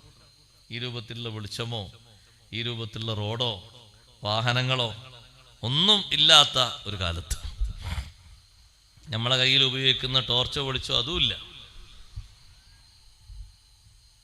സുബഹിന്റെ സമയത്ത് തങ്ങൾ വിരിയൊന്നിങ്ങനെ നീക്കിയിട്ട് പള്ളിയിലേക്ക് ഇങ്ങനെ നോക്കിയപ്പോൾ സ്വഹാബത്തിന് തോന്നി തങ്ങൾ ജമാഅത്തിന് വരികയാണോ എന്ന് തോന്നിപ്പോയി. തങ്ങൾ ജമാഅത്തിന് വരിക എന്ന് പറഞ്ഞാൽ അത്ര വലിയ സന്തോഷം അവർക്ക് വേറൊന്നുമില്ല. അപ്പൊ ആ വെളിച്ചെങ്ങനെ തങ്ങൾ വിരി നീക്കിയപ്പോൾ വല്ലാത്തൊരു പ്രകാശം സദസ്സിലേക്ക് ഇങ്ങനെ അടിച്ചു വീശിയപ്പോ പല സ്വഹാബിമാരും എന്തുള്ള പച്ചവെള്ളം സാധാ പച്ചവെള്ളം തങ്ങൾ വരാൻ സാധ്യത ഉണ്ടോ എന്നിങ്ങനെ നോക്കിയിട്ട് അവർക്ക് തോന്നിയപ്പോ മുന്നിലുള്ള ആളുകൾക്കൊക്കെ ആ തങ്ങളിങ്ങനെ വരികയാണ് എന്നുള്ള സൂചന കൊടുത്തപ്പോൾ നബി സല്ലല്ലാഹു അലൈഹി വസല്ലം തങ്ങൾ കൈകൊണ്ട് ഇങ്ങനെ അവർക്ക് ഇശാറത്ത് കൊടുത്തു, അവിടെ തന്നെ നിന്നോളൂ, മാറണ്ടാന്ന്. തങ്ങളെ മുഖത്ത് വല്ലാത്ത ഒരു ചിരിയും ഒരു സന്തോഷവും വന്നു. എന്താ കാരണം? അല്ലാഹുവേ, 10 കൊല്ലം മുമ്പ് ഈ കാണുന്ന ഈ പ്രദേശത്ത് ഇതുപോലെ സ്വഫുകളുണ്ടോ? ഇല്ല. ഇതുപോലെ നിസ്കാരങ്ങളുണ്ടോ? ഇല്ല. ഇങ്ങനെ ആളുകൾ നിറഞ്ഞു നിന്ന് നിസ്കരിക്കുന്നത് കണ്ടപ്പോ വല്ലാത്ത ഒരു സന്തോഷം, വല്ലാത്ത ഒരു കുളിര്, അതൊന്ന് നോക്കിക്കണ്ടിട്ടാണ് ഹബീബ് സല്ലല്ലാഹു അലൈഹി വസല്ലം തങ്ങൾ അവസാനത്തെ സന്തോഷവും പ്രകടിപ്പിച്ചുകൊണ്ട് തങ്ങൾ പിന്നെ കുറച്ചുകൂടി കഴിഞ്ഞ് കട്ടിലേക്ക് നീങ്ങിയത്. അപ്പൊ തങ്ങളെ ജീവിതത്തിൽ ഏറ്റവും അവസാനത്തെ സന്തോഷം വന്നത് ജമാഅത്തിന് സ്വഫായി സ്വഹാബിമാർ നിൽക്കുന്ന രംഗം കണ്ടപ്പോഴാണ്. നമ്മൾ അതിൽ കുറവുള്ള ആളുകളാകരുത്. ജമാഅത്തായി നിസ്കരിക്കണം. സ്ത്രീകളും വീട്ടിൽ നിന്ന് ജമാഅത്തായി നിസ്കരിക്കണം. പുരുഷന്മാരെ കൂട്ടിയല്ല, വീട്ടിലുള്ള സ്ത്രീകളെ കൂട്ടിയിട്ട്. ആയിഷ ബീവി റളിയല്ലാഹു അൻഹ നോക്ക് നിങ്ങൾ, എത്ര സൂക്ഷ്മതയിലും ഭക്തിയിലും തഖ്വയിലും ജീവിച്ച മഹദിയാണ്. ആണും പെണ്ണുമായി ആയിഷ ബീവിക്ക് ഒരു കുട്ടിയുമില്ല. പക്ഷേ സ്വഹീഹുൽ ബുഖാരിയിൽ അടക്കം കാണാം, വകാന യഉമ്മുഹാ അബ്ദുഹാ ദക്വാൻ. ആയിഷ ബീവിക്ക് ഇമാമായി നിന്നിരുന്നത് അവിടുത്തെ അടിമ ദക്വാനായിരുന്നു. ദക്വാൻ റളിയല്ലാഹു അൻഹു ആയിരുന്നു ഇമാമായി നിന്നത്. അപ്പുറത്ത് നടക്കുന്ന മദീന പള്ളിയിലെ ജമാഅത്തിൽ കൂടിയതല്ല, അതിന്റെ സ്വഫിനോട് ഒത്തുകൊണ്ട് വീട്ടിൽ സ്വഫ് കെട്ടിയതുമല്ല, അതിന്റെ പിറകിൽ പോയി ജമാഅത്തിൽ സംബന്ധിച്ചതുമല്ല. വീട്ടിന്റെ ഉള്ളിൽ തന്നെ ദക്വാൻ റളിയല്ലാഹു അൻഹുവിനെ ഇമാമാക്കിയിട്ട് ആയിഷ റളിയല്ലാഹു അൻഹ ജമാഅത്തായി നിസ്കരിക്കുന്നു. ഉമ്മമാരെ, നിങ്ങളെ വീട്ടിൽ മക്കളുണ്ട്, മരുമക്കളുണ്ട്, എണ്ണം പറയാൻ കുറെ ആൾക്കാരില്ലേ, എന്തിനാണത്? അവരെയും കൂട്ടിയിട്ട് ജമാഅത്ത് നിസ്കരിക്കാൻ പറ്റുന്ന നേരത്തൊക്കെ ഒരു ജമാഅത്ത്, അത് വീടിനും നല്ലൊരു ബറക്കത്താണ്, നിങ്ങൾക്കും വലിയ കൂലി കിട്ടുന്ന കാര്യമാണ്, സുന്നത്താണത്. പുരുഷന്മാരെ സംബന്ധിച്ചിടത്തോളം ആരോഗ്യമുള്ളവർ മുഴുവനും പള്ളിയിലേക്ക് നടന്നു വരണം. പള്ളിയിൽ വന്ന് ജമാഅത്തിനെ പ്രതീക്ഷിക്കുന്നതും കാത്തിരിക്കുന്നതും സുബ്ഹാനല്ലാഹ് ഏറ്റവും കൂടുതൽ കൂലി വർദ്ധിപ്പിക്കാൻ പറ്റുന്ന കാര്യങ്ങളിൽ എണ്ണിയതാണ്. നിസ്കാരത്തെ പ്രതീക്ഷിച്ചുകൊണ്ട് പള്ളിയിൽ എങ്ങനെ കാത്തിരിക്കുക എന്നത്, അല്ലേ? അതിന് നല്ല സ്വബർ വേണം. പക്ഷെ നമ്മളെ പള്ളിയിലൊക്കെ ഇപ്പോൾ ആ കിണികിണി ശബ്ദം കേൾക്കുമ്പോഴേക്ക് എല്ലാ ഭാഗത്തേക്കും നോക്കിപ്പോയി. എവിടെ ഇക്കാമത്ത് കൊടുക്കുന്ന ആള്, ബാങ്ക് കൊടുത്ത ആളവിടെ, നിസ്കരിക്കാൻ ആളവിടെ, എല്ലാ ഭാഗത്തേക്കും. അത്ര ആളുകൾക്ക് സുബറുള്ളൂ ആ കുറഞ്ഞ നേരം. അതേ സമയത്ത് ഒരു കല്യാണപ്പുരയിൽ ഒരു ചെമ്പിലുള്ള ചോറ് കഴിഞ്ഞ് അടുത്തൊരു ചെമ്പ് കയറ്റിയിട്ടുണ്ട്, ഇപ്പം ആകുമെന്ന് പറഞ്ഞാൽ എത്ര മണിക്കൂർ കാത്തിരിക്കും അവിടെ? ഏതെല്ലാം വർത്തമാനങ്ങൾ വരും. കുട്ടിക്കാലത്ത് LKG UKG ഉള്ള തുടങ്ങാൻ തുടങ്ങും വർത്തമാനങ്ങളൊക്കെ. അത് കഴിച്ചിട്ടേ ഇവിടുന്ന് പോകുള്ളൂ. എന്തൊരു സുബറാണ് ആളുകൾക്ക്, യാതൊരു പ്രശ്നവുമില്ല. ഏറ്റവും നല്ല ഒരു കാര്യമില്ലേ ജമാഅത്തിൽ സംബന്ധിക്കുക എന്നുള്ളത്. അതിനു വേണ്ടി മണിക്കൂറുകളോളം കാത്തു നിന്നവരാണ് സ്വഹാബത്ത്. എപ്പോഴും അല്ല, 1-2 ഘട്ടങ്ങളിൽ മാത്രം. മണിക്കൂറുകളോളം കാത്തു നിന്നിട്ടുണ്ട്. അത് ഇശായിന്റെ ജമാഅത്തിനാണ്. 1, 2, 3, 4 മണിക്കൂർ കഴിഞ്ഞിട്ടാണ് നബി സല്ലല്ലാഹു അലൈഹി വസല്ലം റൂമിൽ നിന്ന് വന്നത്. അപ്പൊ സ്വഹാബത്തിനോട് പറഞ്ഞു, നിങ്ങളെപ്പോലെ ഈ നേരത്ത് ഈ ജമാഅത്തിനെയും കാത്തിരിക്കുന്ന ഒരൊറ്റ കുട്ടിയും ലോകത്ത് വേറല്ല, നിങ്ങൾ മാത്രമേ ഉള്ളൂ. കാരണം വേറെയുള്ള ആൾക്കാരൊക്കെ നിസ്കരിച്ച് അവർ ഉറങ്ങിപ്പോയി. നിങ്ങൾ മാത്രമേ ഉള്ളൂ ഇശായിന്റെ ജമാഅത്തിനെയും പ്രതീക്ഷിച്ച് കാത്തിരിക്കുന്നവര്. നിസ്കാരവും ഈമാനും തമ്മിൽ വലിയ ബന്ധമുണ്ട്. തഖ്വയുടെ കൂട്ടത്തിൽ നിസ്കാരത്തിന് ഈമാനുമായി വലിയ ബന്ധമുണ്ട്. നിസ്കരിക്കാത്ത മനുഷ്യൻ ഏറ്റവും അധികം കുടുങ്ങുന്ന ഘട്ടങ്ങളിൽ ഒരു ഘട്ടമാണ് ഖബറിൽ. 1-ാമത്തെ ഘട്ടമാണ് മൗത്തിന്റെ നേരം, 2-ാമത്തെ ഘട്ടമാണ് ഖബറിൽ, 3-ാമത്തെ ഘട്ടമാണ് മഹ്ശറിൽ. സഹോദരങ്ങളെ, സഹോദരിമാരെ, പെരടിയിൽ ഫർള് നിസ്കാരങ്ങൾ കെട്ടിക്കിടക്കുന്നുണ്ടെങ്കിൽ കൃത്യമായും പെട്ടെന്ന് അത് വീട്ടിക്കൊള്ളണം. അതിന് വേറെ ഒന്നും പകരമാകില്ല. വേറൊരു വിഷയം പകരം കൊടുക്കാൻ കഴിയില്ല. നോമ്പ് നോൽക്കാൻ കഴിയാത്ത ആളാണ് എന്ന് കൂട്ടിക്കോളൂ. ആരോഗ്യസ്ഥിതി മോശമായ ആളാണെങ്കിൽ അതിന് പകരം അദ്ദേഹം ഭക്ഷണം മുദ്ദ് കൊടുത്താൽ മതി. ത്വാമതിന്റെ അളവനുസരിച്ച് മുദ്ദനുസരിച്ച് കൊടുത്താൽ മതി. നോമ്പ് നോൽക്കാൻ കഴിയില്ല. മരുന്ന് കഴിക്കുന്ന ആരോഗ്യം ക്ഷയിച്ച ആളാണ്. പക്ഷേ നിസ്കാരത്തിന് എന്താണ് പകരമുള്ളത്? നിസ്കാരത്തിനൊരു പകരവും ഇല്ല. നിന്നിട്ട് കഴിയില്ലെങ്കിൽ ഇരുന്നിട്ട് നിർവഹിക്കണം. അതിനും കഴിയില്ലെങ്കിൽ കിടന്നിട്ട് നിർവഹിക്കണം. ചെരിഞ്ഞു കിടന്നിട്ടും മലർന്നു കിടന്നിട്ടും അത് നിർവഹിക്കണം. സുബ്ഹാനല്ലാഹ്, രോഗിയായി കട്ടിലിൽ കിടക്കുന്ന ആളാണെങ്കിലും എഴുന്നേൽപ്പിച്ച് ഇരുത്തിക്കൊണ്ട് അദ്ദേഹത്തിന്റെ കൈകൾക്കും മുഖത്തിനൊക്കെ നല്ല ആഫിയത്തുണ്ടെങ്കിൽ വെള്ളം ഒഴിച്ചു കൊടുത്ത് ഉളു എടുപ്പിക്കണം. ഉളു സ്വന്തമായി എടുക്കാൻ കഴിയില്ലേ? എന്നാൽ ഒരു പൈപ്പോ മറ്റോ കൊണ്ടുവന്ന് മുഖത്തിലേക്കോ മറ്റോ ഒക്കെ തെറിപ്പിച്ച് ഉളുവിന്റെ ഭാഗം പൂർണ്ണമാക്കണം. എന്നിട്ടോ ഒന്ന് ചാരിയിരുത്തിയാൽ ഇരിക്കാൻ കഴിയുമോ? ഇരിക്കാൻ കഴിയൂല. അത്രയും അവശതയിലെത്തിയ ശരീരമാണോ? കിടന്നിട്ട് ഖിബില ഭാഗത്തേക്ക് കാലിന്റെ പള്ളഭാഗം നേരെ റെഡിയാക്കി വെച്ച് ചെരിഞ്ഞു കിടക്കാൻ കഴിയാത്ത ആളാണെങ്കിൽ മലർന്നു കിടന്ന് തലയുടെ ഭാഗത്ത് ഒരു തലയിണ പൊക്കി വെച്ച് മുഖഭാഗം ഖിബിലയിലേക്ക് ഇങ്ങനെ നിൽക്കുന്ന രൂപത്തിലാക്കിയിട്ട് കൈകെട്ടിയിട്ട് അങ്ങനെ ആകും പോലെ നിസ്കരിക്കണം. സുബ്ഹാനല്ലാഹ്, ആ ഘട്ടത്തിൽ വരെ നിസ്കാരം നമ്മുടെ ശരീരവുമായി ഇങ്ങനെ ബന്ധിച്ചു എന്ന് പറയുമ്പോ ഇതുപോലെ ബന്ധമുള്ളൊരു അമലേതാണ്. നിങ്ങൾ നോക്ക്, ഈ സമയത്ത് ഹജ്ജിനെ ആൾക്ക് പോകാൻ പറ്റുമോ? പോകേണ്ടതില്ല എന്നാ പറയാ. കാരണം ആഫിയത്തില്ലല്ലോ. നോമ്പ് നോൽക്കണോ? നോമ്പ് നോൽക്കണ്ടെന്നല്ലേ പറയുന്നത്. ആഫിയത്തില്ലല്ലോ. സക്കാത്ത് അത് പിന്നെ സമ്പത്തുമായി ബന്ധപ്പെട്ടതാണ്. നിസ്കാരം അങ്ങനെയല്ല. ഏത് ഘട്ടത്തിലും അത് നമ്മുടെ പെരടിയിൽ നിന്ന് വിട്ടുപോകില്ല. അതുകൊണ്ട് കൃത്യമായി നിസ്കരിക്കണം. ജോലിയോ മറ്റോ കാരണം പറഞ്ഞ്, വേറെ എന്തെങ്കിലും കാരണം പറഞ്ഞ് നിസ്കാരം ഖളാ ആക്കരുത്. സുബ്ഹി നിസ്കാരം തീരെ ഖളാ ആക്കരുത്. പലരും പറയും, ഉസ്താദേ പല വിഷമങ്ങളും പല ബുദ്ധിമുട്ടുകളും കാര്യങ്ങളുമുണ്ട്. അവരോട് ആദ്യം ചോദിച്ചാൽ മതി, കറക്റ്റായി സുബ്ഹി നിസ്കരിക്കലുണ്ടോ? അതിൻ്റെ ഒരു കുറവ് നല്ല ഉണ്ടാവും. ആള് കിടന്നുറങ്ങി നീച്ചു വരുന്നത് എവിടുന്നാന്ന് പറയും നിങ്ങൾ? നല്ല സുന്ദരമായ AC റൂമിൽ നിന്നാണ്. സൗകര്യങ്ങൾക്കൊന്നും കുറവില്ല. നാട്ടിൽ കിട്ടാവുന്ന ഏറ്റവും നല്ല മെത്തയാണ് അവിടെ ഇട്ടിരിക്കുന്നത്. ആ മെത്തക്ക് മുകളിൽ ഏറ്റവും നല്ല പുതപ്പും വിരിപ്പാണുള്ളത്. അതിനപ്പുറം വില കൂടിയത് വാങ്ങാനില്ലാത്തതുകൊണ്ടാണ്. ഈ സുഖങ്ങളൊക്കെ ആസ്വദിച്ച് എഴുന്നേറ്റ് വരുന്ന ആള് രാത്രി കിടന്നുറങ്ങി 5, 6, 7 മണിക്കൂർ ഉറങ്ങിയിട്ട് എഴുന്നേറ്റ് വരുന്ന ആള് സുബഹി നിസ്കരിക്കാതെ വരുന്ന ആൾക്ക് ഒരു മുറുക്ക് വെള്ളം താഴോട്ടിറക്കാൻ അല്ലാഹു തആല കഴിവ് നഷ്ടപ്പെടുത്തിയോ? ഇല്ല. ഭക്ഷണം കഴിക്കാൻ അത് താഴോട്ടിറക്കാനുള്ള കഴിവ് അല്ലാഹു നഷ്ടപ്പെടുത്തിയോ? നോക്കാനും നടക്കാനുള്ള കഴിവ് അല്ലാഹു എടുത്തു മാറ്റിയോ? ശുക്ർ ചെയ്യണം അല്ലാഹുവിന്. അതിലേറ്റവും പ്രധാനപ്പെട്ട ഒരു ശുക്റാണ് നിസ്കാരം. അത് നമ്മളാരും കുറക്കരുത്, അതിന് വിട്ടുവീഴ്ച വരുത്തരുത്. മക്കളെ കൊണ്ട് ആ പ്രായത്തിൽ തന്നെ, ചെറുപ്രായത്തിൽ തന്നെ നിസ്കരിച്ച് ശീലിപ്പിക്കണം. തഖ്വയുടെ ഒരു പ്രധാനപ്പെട്ട മാർഗമാണ് നിസ്കാരം. പഴമക്കാരായ ആളുകളൊക്കെ നിലനിർത്തിപ്പോന്ന ആത്മീയതയുടെ മാർഗങ്ങൾ നമ്മുടെ വീട്ടിൽ നിന്ന് വിട്ടുപോകരുത്. അത് വിട്ടുപോയതാണ് ഏറ്റവും പ്രധാനപ്പെട്ട ഭൗതികത കൂടി വരാനുള്ള കാരണം. എന്ത്? പരിശുദ്ധമായ ഖുർആനോത്ത്.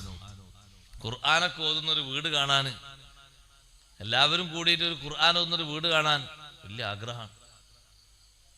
എല്ലാവരും ഇരുന്നിട്ട് ഖുർആൻ ഓതുന്നൊരു വീടുണ്ടാകുമെന്ന് ചോദിച്ചപ്പോൾ ഒരു സദസ്സിൽ നിന്ന് ഒരാൾ എണീറ്റ് പറഞ്ഞു, ഉണ്ടാകും ഉസ്താദെ, അവിടെ ആരെങ്കിലുമൊക്കെ മരിച്ചിട്ടുണ്ടെങ്കിൽ ഉണ്ടാവും എന്ന് പറഞ്ഞു. ആ വീട്ടിൽ ആരെങ്കിലും മരിച്ചു കിടക്കുന്നുണ്ടെങ്കിൽ എല്ലാവരും, സ്ത്രീകൾ ഒരു ഭാഗത്തുനിന്നും പുരുഷന്മാരുടെ ഭാഗത്തുനിന്നും ഓതുന്നുണ്ടാവും. എത്രയാ ഖുർആനോത്തിന്റെ കുറവ്? നിങ്ങളൊന്ന് കൂട്ടി നോക്കൂ.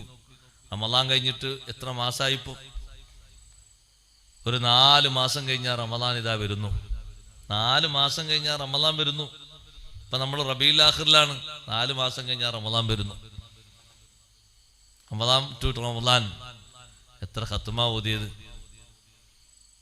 ഉസ്താദെ ഖത്മിന്റെ എണ്ണം ചോദിക്കല്. ഫാത്തിഹയും തബാറക്കും യാസീനൊക്കെ ആണെങ്കിൽ നമ്മളൊക്കെ എല്ലാവരും കയ്യൊന്തിക്കാം. പോരാ സഹോദരങ്ങളെ, ഈ ഫാത്തിഹയും തബാറക്കും യാസീനും സജദയും അർറഹ്മാനും അതുപോലെ തന്നെ ഹശ്റും വാഖിയൊക്കെ എന്നും ഓതുന്ന മഹാന്മാര് തന്നെയാണ്. പരിശുദ്ധ ഖുർആനിന്റെ വ്യത്യസ്ത ഭാഗങ്ങൾ ഓതിയിട്ടൊരു മാസത്തിൽ 2, 3, 4, 8 വരെ ഖത്മു തീർത്തിരുന്നവർ. നമ്മുടെ ഇമാമായ ഇമാമുന ഷാഫി റളിയല്ലാഹു അൻഹു എത്ര ഖത്മാ തീർത്തിരുന്നത്? അവരുടെയൊക്കെ ഒരു ആത്മീയമായ മാനം നോക്കി നിങ്ങൾ.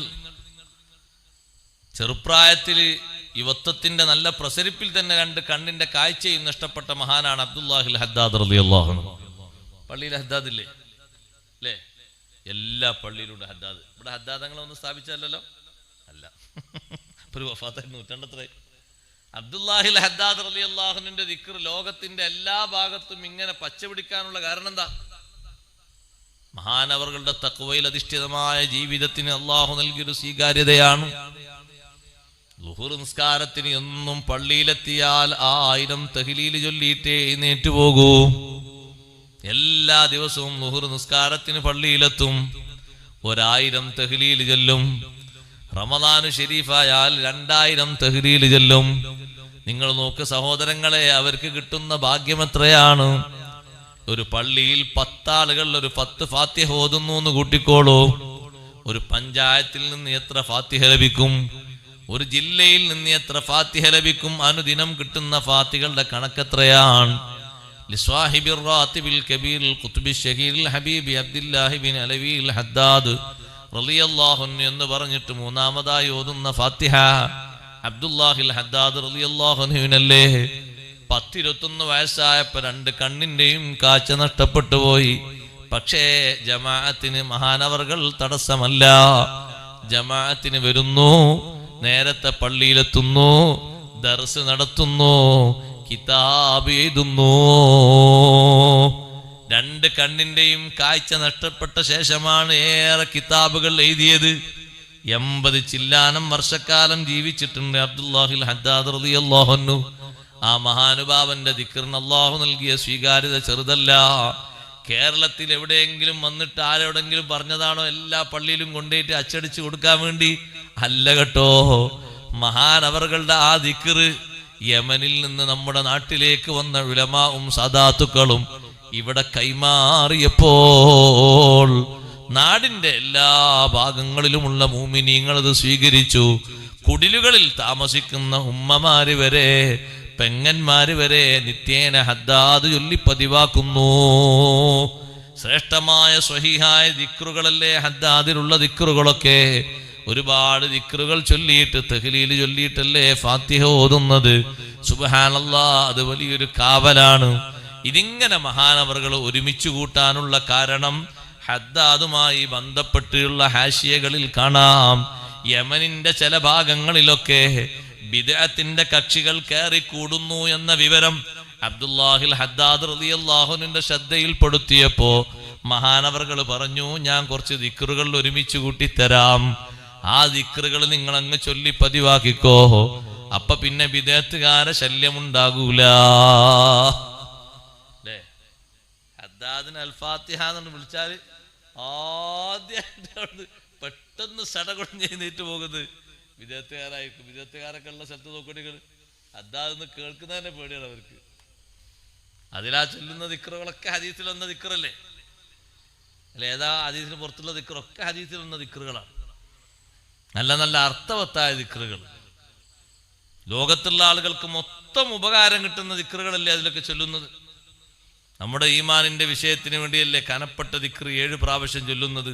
യാദൽ ജലാലി വൽ ഇക്റാം അമിത്നാ അലാ ദീനിൽ ഇസ്ലാം. ഇസ്ലാം ദീനിലായിട്ട് ഞങ്ങൾക്ക് നീ മൗത്ത് നൽകണം. യാദൽ ജലാലി വൽ ഇക്റാം. യാദൽ ജലാലി വൽ ഇക്റാം എന്നതുകൊണ്ട് ഒരാൾ ദുആർക്കാണെങ്കിൽ ദിക്ർ ചൊല്ലുകയാണെങ്കിൽ അതിന് വലിയ സ്വീകാര്യതയുണ്ട് എന്നാ സയ്യിദുനാ റസൂലുള്ളാഹി സ്വല്ലല്ലാഹു അലൈഹി വസല്ലം. കാരണം അല്ലാഹു തആലാന്റെ ഇസ്മുകളിൽ വലിയ മഹത്വമുള്ള ഇസ്മാണ് യാദൽ ജലാലി വൽ ഇക്റാം എന്ന ദിക്ർ. യാദൽ ജലാലി വൽ ഇക്റാം എന്ന് വിളിക്കുന്ന വിളി ചെറിയൊരു വിളിയല്ല. അല്ലാഹു തആലാന്റെ അസ്മാവുകളിൽ വലിയ മഹത്വമുള്ള ഇസ്മാണ്. അത് വിളിച്ചിട്ടാണ് 7 പ്രാവശ്യം പറയുന്നത് അമിത്നാ അലാ ദീനിൽ ഇസ്ലാം. ഇസ്ലാം ദീനിലായിട്ട് ഞങ്ങൾക്ക് മൗത്ത് നൽകണം, മുസ്ലിമായിട്ട് ഞങ്ങളെ മരിപ്പിക്കണം. വലിയൊരാവശ്യം, ഒരു മുസ്ലിമായ മനുഷ്യന്റെ ജീവിതത്തിലെ ഏറ്റവും വലിയ ആവശ്യം അയാൾ പറയുന്നത് ഹദ്ദാദിൽ ആ ദിക്റിൽ. നിങ്ങൾ നോക്കി, യമന്റെ പല ഭാഗത്തേക്കും ക്ലച്ച് പിടിക്കാൻ ഒരുങ്ങിയിരുന്ന ആളുകൾ എവിടെയാണോ അവർ വന്നത് ആ ഭാഗങ്ങളിൽ അങ്ങനെ സ്ഥിരപ്പെട്ടു പോയി, ഉള്ളറകളിലേക്ക് മറ്റൊന്നും എത്താതെ. യമനിൽ പോയി നോക്ക് നിങ്ങൾ, ഹദ്ദാദ് ചൊല്ലുന്ന പള്ളിയിൽ ഇപ്പോഴും ഉണ്ട് ദിനേന 1000 തഹ്ലീൽ ചൊല്ലുന്ന പള്ളി ഹദ്ദാദിൽ. അല്ലേ? ഒരാൾ മരിച്ചെടുത്ത് 1000 തഹ്ലീൽ എന്ന് പറയുമ്പോൾ 1000 ചെല്ലണോ? ഇവിടെ കണ്ട ആൾക്കാരൊക്കെ ഉണ്ടായിട്ട് ഒരു 150 ചെല്ലിയാ പോരെ?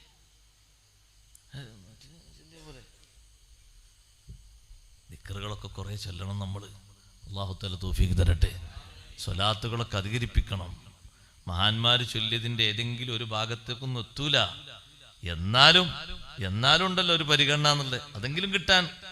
ഷാഫി ഇമാം റളിയല്ലാഹു അൻഹുവിനൊക്കെ ജീവിതത്തിൽ മൊത്തം തീർത്ത ഖുർആന്റെ ഖത്മിന്റെ എണ്ണം 20,000-ലധികമാണ്. ഒരു വിഷയത്തിന് മാത്രം ഇമാം ഷാഫി റളിയല്ലാഹു അൻഹു ഖത്തം തീർത്ത 300 തവണയാണ്. ഒറ്റ വിഷയത്തിന് ഒരാൾ വന്ന് ചോദിച്ചൊരു ദിവസം, ഇജ്മാ തെളിവാണ് എന്നതിന് അള്ളാഹുവിന്റെ ഖുർആനിൽ വല്ല ആധാരവും ഉണ്ടോ, അവലംബം ഉണ്ടോ? ഇജ്മാ ഇല്ലേ? ഇജ്മാ എന്ന് പറഞ്ഞാൽ എന്താ? അഷ്റഫുൽ ഖൽഖ് സല്ലല്ലാഹു അലൈഹി വസല്ലം തങ്ങളെ വഫാത്തിന് ശേഷം ഉള്ള ഇജ്തിഹാദിന് കഴിവുള്ള സ്വഹാബിമാര്, അവരുടെ ശിഷ്യന്മാര് ഒരു വിഷയത്തിൽ എടുക്കുന്ന ഏകോപിതമായ തീരുമാനം, അതാണ് ഇജ്മാ. അതാ നമ്മൾ 4 ആൾ കൂടിയിട്ട് പാസ്സാക്കണമല്ല, അതാണ് ഇജ്മാ. ആ ഇജ്മാ അംഗീകരിക്കണം എന്നതിന് ഖുർആനിൽ തെളിവുണ്ടോ എന്ന് ഒരാൾ വന്ന് ചോദിക്കുന്നത്. മുസ്ലിങ്ങളെ ഇജ്മായിൽ തെളിവിൽ പ്രധാനപ്പെട്ട ഒന്നല്ല ഇജ്മാ. ഒന്ന് ഖുർആൻ, മറ്റൊന്ന് സുന്നത്ത്, മറ്റൊന്ന് ഇജ്മാ, മറ്റൊന്ന് ഖിയാസ്. ഇയാളെ വന്ന് ചോദിക്കുന്നത് തെളിവുണ്ടോന്നോ? ഇമാം ഷാഫി റളിയല്ലാഹു അൻഹു പറഞ്ഞു തെളിവുണ്ട്. ഞാൻ തെളിവ് ഓതി പറഞ്ഞു. ഷാഫി ഇമാം റളിയല്ലാഹു അൻഹു ഇങ്ങനെ ആലോചിക്കാൻ, മനസ്സിൽ ഇങ്ങനെ കറക്കിക്കൊണ്ടിരിക്കുകയാണ്. അതിന്റെ തെളിവ് പരതിക്കൊണ്ടിരിക്കുകയാണ്. ലക്ഷക്കണക്കിന് ഹദീസുകളും ആയത്തുകളും തഫ്സീറുകളൊക്കെ അല്ലേ.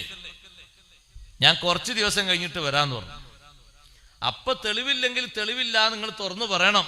ഷാഫി ഇമാം റളിയല്ലാഹു അൻഹു ഓക്കെ, നിങ്ങൾ വരുമ്പോ തെളിവ് കിട്ടിയിട്ടില്ലെങ്കിൽ ഞാൻ തെളിവില്ല എന്ന് പറയും, ഉണ്ടെങ്കിൽ തെളിവ് ഓതി തരും ചെയ്യും, പൊയ്ക്കോളി എന്ന് പറഞ്ഞു. അദ്ദേഹം പോയി കുറച്ച് ദിവസം കഴിഞ്ഞ് തിരിച്ചു വന്നു. ചോദിച്ചു, തെളിവ് കിട്ടിയോ? തെളിവുണ്ടോ?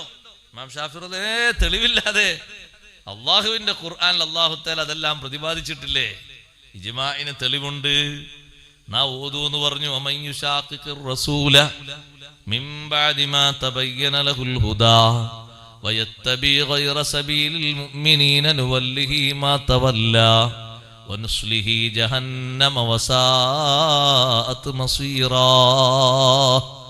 നബി സല്ലല്ലാഹു അലൈഹി വസല്ലം തങ്ങളോട് എതിരായ നിലപാട് ഒരാൾ സ്വീകരിച്ചാൽ വയത്തബി ഗൈറ സബീലിൽ മുഅ്മിനീൻ, മുഅ്മിനീങ്ങളുടെ മുഖ്യധാര വഴിയുണ്ട്. അതാര് കാണിച്ചു തന്നതാണ്? സ്വഹാബിമാരും അവരെ ശിഷ്യന്മാരും, സ്വഹാബിമാരും താബികളും ലോകത്ത് പഠിപ്പിച്ചു തന്ന മാതൃക. ആ വഴി അല്ലാത്തതൊരാൾ പിൻപറ്റുകയും ചെയ്താൽ നുവല്ലിഹി മാ തവല്ല വനുസ്ലിഹി ജഹന്നം, അവൻ പിന്തിരിയുന്ന ഭാഗത്തേക്ക് നാം അവനെ തിരിക്കും, ജഹന്നമിൽ നാം അവനെ പ്രവേശിക്കും. വസാഅത്ത് മസീറാ, നരകം വളരെ മോശമായ സ്ഥലമാകുന്നു. ഷാഫി ഇമാം റളിയല്ലാഹു അൻഹു ചോദിച്ചു, ഈ തെളിവ് എങ്ങനെ കിട്ടിയെന്ന്. അപ്പൊ ഷാഫി ഇമാം റളിയല്ലാഹു അൻഹു പറഞ്ഞു, 300 തവണ ഖുർആൻ ഖത്മ് തീർത്തു. എത്ര? 300 തവണ. നമ്മുടെ ജീവിതത്തിൽ എന്നെ ഉണ്ടാവില്ല. 300 തവണ ഒറ്റ തെളിവിന് വേണ്ടി, ഈ ഒരൊറ്റ തെളിവ് കണ്ടെത്തുന്നതിന് വേണ്ടി ഇമാം ഷാഫി റളിയല്ലാഹു അൻഹു ഖത്മ് തീർത്തത് 300 തവണയാണ്. ദിനേനുള്ള ഖുർആന്റെ ഖത്മിന്റെ എണ്ണം തീർത്തിട്ടാ ഞാൻ പറഞ്ഞ നേരത്തെ എണ്ണി നോക്കിയിട്ടാണ് 20,000-ലധികം ഖത്മ് എന്ന് പറഞ്ഞത്. ഇപ്പൊ നമ്മളാരും വിചാരിക്കേണ്ട ഷാഫി ഇമാം റളിയല്ലാഹു അൻഹു ഓതാനായിട്ട് രാവിലെ സുബഹി കഴിഞ്ഞ് മുസാഫ് മുന്നിൽ വെച്ച് വൈകുന്നേരം വരെ അങ്ങനെ ഓതിക്കൊണ്ടിരിക്കുകയാണ്. അല്ല, സുബഹി നിസ്കാരം കഴിഞ്ഞാൽ ദർസാ, ഉച്ച വരെയാണ് ദർസ്. ഉച്ച കഴിഞ്ഞ് മഹാനവറുകൾ കൃഷിയിടത്തിലാണ് കുറച്ചു നേരം, പിന്നെ അങ്ങാടിയിൽ പോകുന്നു, ജനങ്ങളുമായി സമ്പർക്കത്തിലാകുന്നു. കിട്ടുന്ന ആ ടൈമുകൾക്കിടയിലുള്ള സമയം ഉപയോഗിച്ചുകൊണ്ടാണ് റമളാൻ അല്ലാത്ത കാലത്തൊരു ഖത്മും റമളാനിൽ 2 ഖത്മും തീർക്കുന്നത്. റമളാനിൽ പിന്നെ ദർസില്ലല്ലോ, 2 ഖത്മും തീർക്കുന്നത്. അത്രയും വലിയ ഒരു തൗഫീഖ്, ഒരു ബറക്കത്ത് അവരെ സമൻ അല്ലാഹു തആല നൽകിയിരുന്നു, അമലുകളുമായി ബന്ധപ്പെട്ടതുകൊണ്ട്. അങ്ങനെയാണ്, അമലുകളുമായി നല്ല ആത്മാർത്ഥമുള്ള ആളുകൾക്ക് കുറഞ്ഞ ടൈമിൽ കൂടുതൽ ചെയ്യാനുള്ളൊരു തൗഫീഖ് ഉണ്ട്. തൊയ്യുസമൻ എന്ന് പറയും അതിൽ കിതാബിലൊക്കെ, സമയം ചുരുട്ടിക്കൊടുക്കുക എന്നുള്ളത്. ആ ഒരു ഭാഗ്യം കിട്ടിയ മഹാനാണ് ഇമാം ഷാഫി റളിയല്ലാഹു അൻഹു. അത് ചെറിയൊരു ഭാഗ്യമല്ല, ഖുർആനോത്ത് അധികരിപ്പിക്കണം. ഖുർആനോത്ത് വീട്ടിൽ കുറയുമ്പോൾ, എത്ര കണ്ട് വീട്ടിൽ ഖുർആനോത്ത് കുറയുന്നോ അത്ര കണ്ട് വീട്ടിൽ ഖൈറ് കുറയും. നമ്മളെ വീടുകളൊക്കെ നോക്ക് നിങ്ങൾ. പഴയ കാലത്തെ തറവാട്ട് വീട്ടിൽ 5-6 കുടുംബങ്ങൾ ഉണ്ടാവും. വീട് വെച്ച് പോകുന്നതിന് മുമ്പ് ചിലപ്പോൾ 6 കുടുംബം, ചിലപ്പോൾ 7 കുടുംബം ഉണ്ടാവും. ഒരു വല്ലിപ്പ, ആ വല്ലിപ്പയുടെ മക്കള് തന്നെ ഓരോരുത്തർക്കും 2-3 മക്കളൊക്കെ ആയിട്ട് ഓരോ റൂമിലങ്ങനെ കഴിയുന്ന ആൾക്കാർ ഒരു തറവാട്ട് വീട്ടിൽ അങ്ങനെ ഉണ്ടായിരുന്നു. പക്ഷേ പഴയ കാലത്ത് തറവാട്ട് വീട്ടിൽ എന്തൊരു സന്തോഷമായിരുന്നു അറിയോ? എല്ലാവരും ഖുർആൻ ഓതും. എല്ലാവരും, ചെറിയവരും വലിയവരൊക്കെ ഖുർആൻ ഓതും. അതുകൊണ്ട് തന്നെ അവർക്ക് വലിയ സന്തോഷമായിരുന്നു, വലിയ റാഹത്തായിരുന്നു, സമാധാനമായിരുന്നു.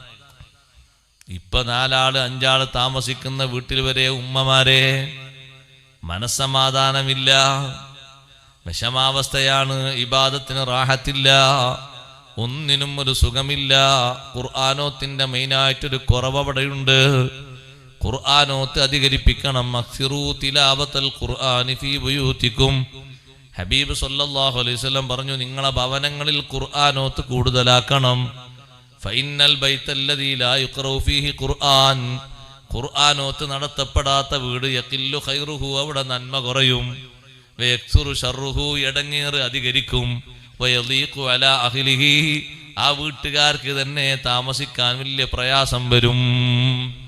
ഖുർആനോത്ത് നന്നായി നടക്കണം. ഖുർആനോത്ത് നടക്കുന്ന വീട്ടിലല്ലേ മലക്കുകൾ ഇറങ്ങി വരുന്നത് വ്യത്യസ്ത രൂപത്തിൽ സ്വഹാബത്ത് കണ്ടത്.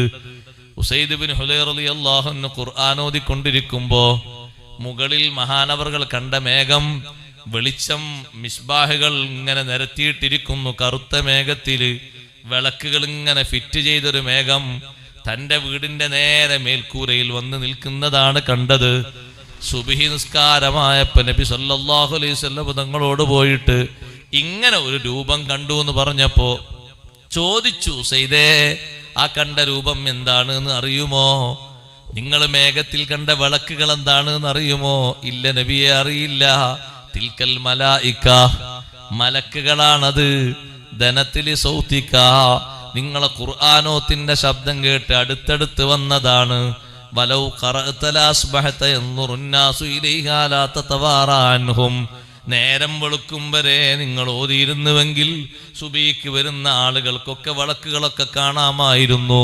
നിങ്ങൾ ഓത്ത് നിർത്തിവെച്ചപ്പോ കുറച്ചു നേരം കഴിഞ്ഞപ്പോ അവരും മടങ്ങിപ്പോയി. അള്ളാഹുവിന്റെ റഹ്മത്തിന്റെ മലായിക്കത്ത് വീട്ടിലെപ്പോഴും പൊതിഞ്ഞു നിൽക്കുന്ന, ബറക്കത്ത് ഏകുന്ന, കാവലിയേകുന്ന വലിയ തഖ്വയുടെ ഒരു അമലാണ് ഖുർആനോത്ത്.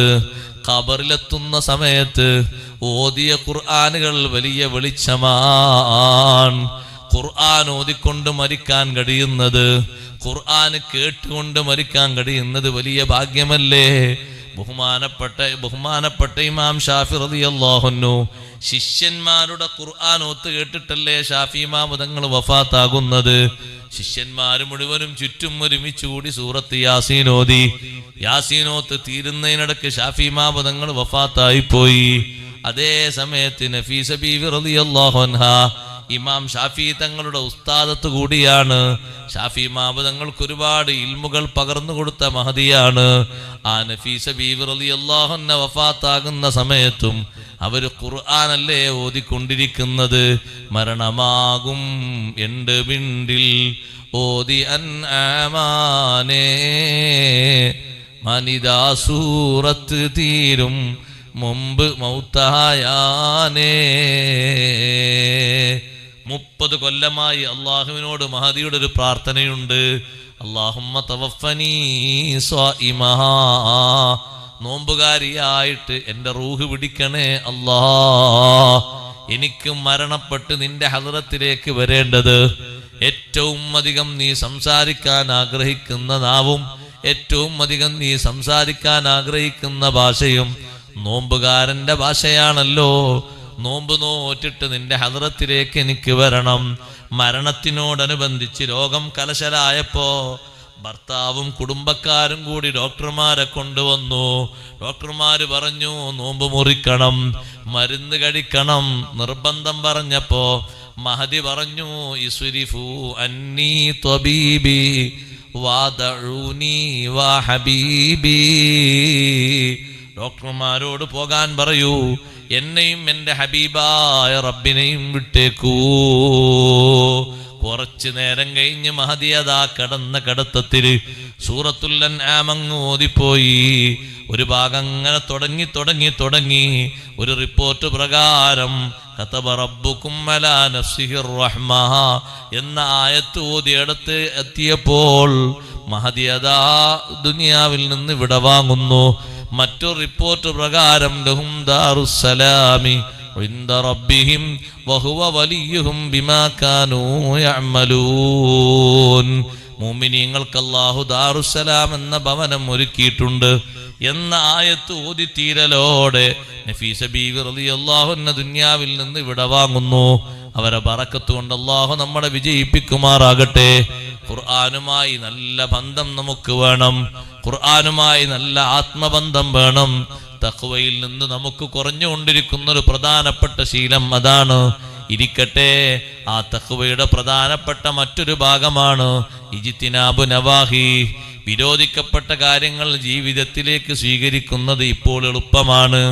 പല ഭാഗങ്ങളിലും നിയമങ്ങളൊക്കെ തെറ്റിച്ച് ആളുകൾ സ്വന്തം അഭിപ്രായ പ്രകാരം പലതും തുടങ്ങിയിട്ടുണ്ട്. ഞാനതിൻ്റെ ഗൗരവത്തോടൊന്നും സംസാരിക്കുന്നില്ല, ഒന്നും പറയുന്നില്ല. പക്ഷെ നമ്മൾ ശ്രദ്ധിക്കണം, വളരെ പോക്കാണ് നമ്മുടെ കാര്യം. ഒരു പെൺകുട്ടിക്ക് കല്യാണം ഉറപ്പിക്കുന്നതിൻ്റെ ഭാഗമായിട്ട് ആ പെൺകുട്ടിയെ ജീവിതത്തിൽ ഒരിക്കലും കാണൽ ഹലാത്ത ആളുകൾ മുഴുവനും വന്നിട്ട് ആ പെൺകുട്ടിക്ക് കേക്ക് കൊടുക്കുക, മുറിച്ചു കൊടുക്കുക, കേക്ക് വായിൽ വെച്ച് കൊടുക്കുക. ഇതപ്പുറത്തുനിന്ന് യാതൊരു ഹയാ ഇല്ലാതെ ഫോട്ടോ കൊടുക്കുക കുറേ ആൾക്കാർ. ഇതൊക്കെ കണ്ടിട്ടൊരു പൊട്ടനായ വാപ്പങ്ങനെ നോക്കി നിൽക്കുക. ഇതിനൊക്കെ മാത്രം പോന്ന മോളാണ് എൻ്റെ മോള്, നേരത്തെ തന്നെ ഞാൻ അറിഞ്ഞില്ല എന്നുള്ളത്. ഇന്നൊന്ന് ആലോചിച്ച് നോക്ക് നിങ്ങൾ. ഒരു നിലക്കും ടച്ച് ചെയ്യാൻ പറ്റാത്ത ഒരുപാട് ആൾക്കാർ, 10ഉം 25ഉം ആൾക്കാർ നിരനിരയായി നിരന്ന് അതിനു വേണ്ടി 10,000 റുപ്യേൻ്റെ കേക്കൊക്കെ നേരത്തെ ഓർഡർ ചെയ്ത് കൊണ്ടുവന്ന് അതൊരു വലിയ തളികയിലാക്കി മുറിച്ച് വെച്ച്. എന്തിനാണ് ഇപ്പോൾ ഈ 10,000? ഞാനൊരു ഉദാഹരണം പറഞ്ഞാണ്. നമ്മൾ ചിന്തിക്കണം, ഇസ്ലാമിൻ്റെ നിയമങ്ങൾ അംഗീകരിക്കാൻ കഴിയില്ലെങ്കിൽ പിന്നെന്തിനു മുസ്ലിമായി ജീവിക്കണം? വേറെ ഏതെങ്കിലും മതത്തിലേക്ക് ചേർന്നൂടെ? ഇസ്ലാമിനെന്തിന് പറയിപ്പിക്കണം?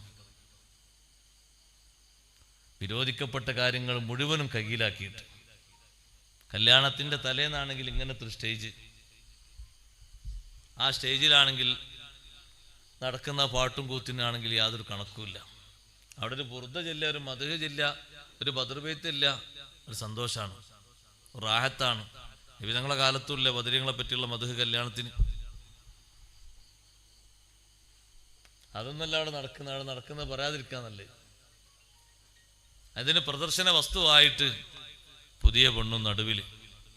അപ്പൊ പിന്നെ സദസ്സിലുള്ള ആൾക്കാരും നീച്ചുകൂലല്ലോ. എന്തെല്ലാം കോമാളിത്തരങ്ങളാണ്. അതൊക്കെ നമ്മൾ മാറ്റണം, നിർത്തണം. ധൂർത്ത് എന്ന് പറയുന്നൊരു സംഗതി കല്യാണവുമായി ബന്ധപ്പെട്ട് നമ്മുടെ കുടുംബത്തിലുണ്ടാകരുത്. ധൂർത്ത് നിങ്ങളെ ഈ ഭാഗത്തൊക്കെ ഉണ്ടോ എന്ന് എനിക്കറിയില്ല. ഞങ്ങൾ ആ ഭാഗത്തൊക്കെ അതിൻ്റെ മുസീബത്തുകൊണ്ടാകെ ഇടങ്ങേറായിട്ടുണ്ട്. പഴയ കാലത്ത് കല്യാണത്തിന് വന്ന ആളുകൾക്ക് ഒരു കൂട്ടർ ആൾക്കാരുണ്ടാകും. ഒന്ന് മധുരം പറ്റുന്നവർ, ഒന്ന് മധുരം പറ്റാത്തവർ. 2 തരം വെള്ളം ഉണ്ടാകും അവിടെ. മധുരം പറ്റുന്നവർക്ക് ഒരു വെള്ളം കൊടുക്കും, പറ്റാത്തവർക്ക് വേറെ വെള്ളം കൊടുക്കും. ഇന്ന് കുട്ടികളെ പന്തലി ഗ്രൗണ്ട് പോയ മാതിരിയാണ് വെള്ളത്തിൻ്റെ കളറ്. അവിടെ ഉണ്ടാകും കുറേ പതാകകൾ. അതേ മോഡലാണ് വെള്ളം നിരത്തി വെച്ചിരിക്കുന്നത്. എന്തിനാ അതൊക്കെ? എന്ത് പ്രോത്സാഹിപ്പിക്കാനാ സഹോദരങ്ങളെ ഇതൊക്കെ? ഏത് കളറാണ് ഇതിൽ വരാത്തത്? എന്തിനാണ് ഒരു മുസ്ലിമിന് ഇത്രയും വലിയ ആർഭാടം, ഇത്രയും വലിയ ധൂർത്തെന്തിനാ? പാകത്തിന് പോരെ. ഞാൻ ഒറ്റ ഹദീസ് ഓർമ്മപ്പെടുത്തട്ടെ. ഹബീബ് റസൂലുള്ളാഹി സ്വല്ലല്ലാഹു അലൈഹി വസല്ലം ഞങ്ങളുടെ കാലത്ത് വീട്ടിലെ ഒരു വിഷയവുമായി ബന്ധപ്പെട്ടുകൊണ്ട് 3 ദിവസം ഭക്ഷണം ഉണ്ടാക്കിയൊരു സ്വഹാബി സദ്യ ഉണ്ടാക്കി. 3 ദിവസം. 1-ാം ദിവസം വന്ന് വിളിച്ചു, നബി എൻ്റെ വീട്ടിൽ ഒരു സദ്യ ഉണ്ട്, നിങ്ങൾ സ്വഹാബത്തും വരാന്ന് പറഞ്ഞിട്ട്. സ്വഹാബി ഉണ്ടാക്കിയത്. അപ്പം നബി സല്ലല്ലാഹു അലൈഹി വസല്ലം സ്വഹാബത്തും പോയി ഭക്ഷണം കഴിച്ചു വന്നു. അതേ സ്വഹാബി തന്നെ 2-ാമത്തെ ദിവസം വന്നിട്ട് പറഞ്ഞു, ഇന്നുണ്ട് നബിയെ ഭക്ഷണം ഉണ്ടാക്കിയത്, ഇന്നും വരണം എന്ന് പറഞ്ഞു. നബി സല്ലല്ലാഹു അലൈഹി വസല്ലം തങ്ങൾ പറഞ്ഞു, ആവശ്യമുള്ളവരൊക്കെ പോയിക്കോളൂ എന്ന് പറഞ്ഞു. തങ്ങൾ പോയില്ല. 3-ാമത്തെ ദിവസം വന്ന് ക്ഷണിച്ചപ്പോൾ നബി സല്ലല്ലാഹു അലൈഹി വസല്ലം തങ്ങൾ പറഞ്ഞു, ആരും പോകണ്ട, റിയാഉം വസുൻആ, അത് ലോകമാന്യമാണ്, ജനങ്ങൾക്കിടയിൽ പ്രസിദ്ധിക്ക് വേണ്ടിയുള്ള ഒരു പരിപാടിയാണ്, ആരും പോകണ്ട എന്ന് പറഞ്ഞു. ഭക്ഷണം എത്ര ദിവസമാണ് കൊടുക്കണത്? എത്ര ഐറ്റംസിലാ? പാകപ്പെടുത്തണം. നമ്മൾ പാവപ്പെട്ട ആൾക്കാർ ജീവിക്കുന്നത് നമ്മൾ മറന്നു പോകാൻ പാടില്ല. നാട്ടുകാർക്ക് മൊത്തം ഭക്ഷണം കൊടുക്കണം എന്ന് ഒരാൾ തീരുമാനിക്കുന്നുണ്ടെങ്കിൽ ആകട്ടെ, കുഴപ്പമൊന്നുമില്ല. ഹറാമിയത്തൊന്നും കലരാതെ സൂക്ഷിക്കണം. കല്യാണം വന്നാൽ പിന്നെ അന്ന് ആണും പെണ്ണും അപ്പുറം അപ്പുറം ഇരിക്കുന്ന പ്രശ്നമാണ്. ഇപ്പോൾ ഈ വാതിന് മാത്രമേ പ്രശ്നമുള്ളൂ അല്ലേ? വാതിന് ഇങ്ങനെ ഇവിടെ പെണ്ണുങ്ങൾ ഇരിക്കാൻ പാടില്ലല്ലോ. പറ്റുമോ? അത് ബുദ്ധിമുട്ടാണ്. ആ പെണ്ണുങ്ങളോട് ഇരുത്തിക്കൂടെ. ഞങ്ങൾ നാട്ടിൽ പെണ്ണിനെ കൊണ്ട്, എനിക്ക് വേറെ പെണ്ണുണ്ട്, ഇവിടെ ഇരുത്തിയോളി.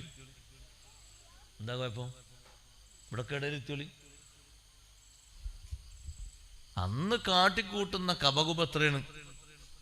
2 വഴികൾ ആണിനും പെണ്ണിനും വെക്കാനുള്ള സൗകര്യമുള്ള ഓഡിറ്റോറിയം ആണെങ്കിലും നമ്മളെ ആൾക്കാർ ഒരു വഴി തന്നെ മതി, ഈ വഴിക്കൂടെ തന്നെ എല്ലാവർക്കും പോകാം, അതൊന്നും പ്രശ്നമല്ല. ഓനോ അള്ളാഹുത്താല കൊടുത്ത കുറച്ചൊരു മഞ്ഞൻ്റെ അധികാരം, ഒരു ഹുങ്ക്, ഒരു ശ്വാസം വലിച്ചാൽ തീരുന്നൊരു ഹുങ്ക്, അതിൻ്റെ പേരിലാണ് ഓനാ പറയുന്നത്. അതാണ് നിയമങ്ങളൊക്കെ വലിച്ചെറിയാനൊരു പ്രധാനപ്പെട്ട കാരണം. കോടിക്കണക്കിന് നിനക്ക് തന്നിട്ടുണ്ട് എന്ന് വെക്കുക, മരിച്ചാൽ നീയും ബാക്കിയുള്ളവരൊക്കെ ഒരുപോലെ തന്നെ അല്ലേ? എൻ്റെ വ്യത്യാസം ഉണ്ടോ? നിനക്കവിടെ കൊണ്ടുപോയി കിടക്കാൻ ആരോ പായ വിരിച്ചു തരുമോ?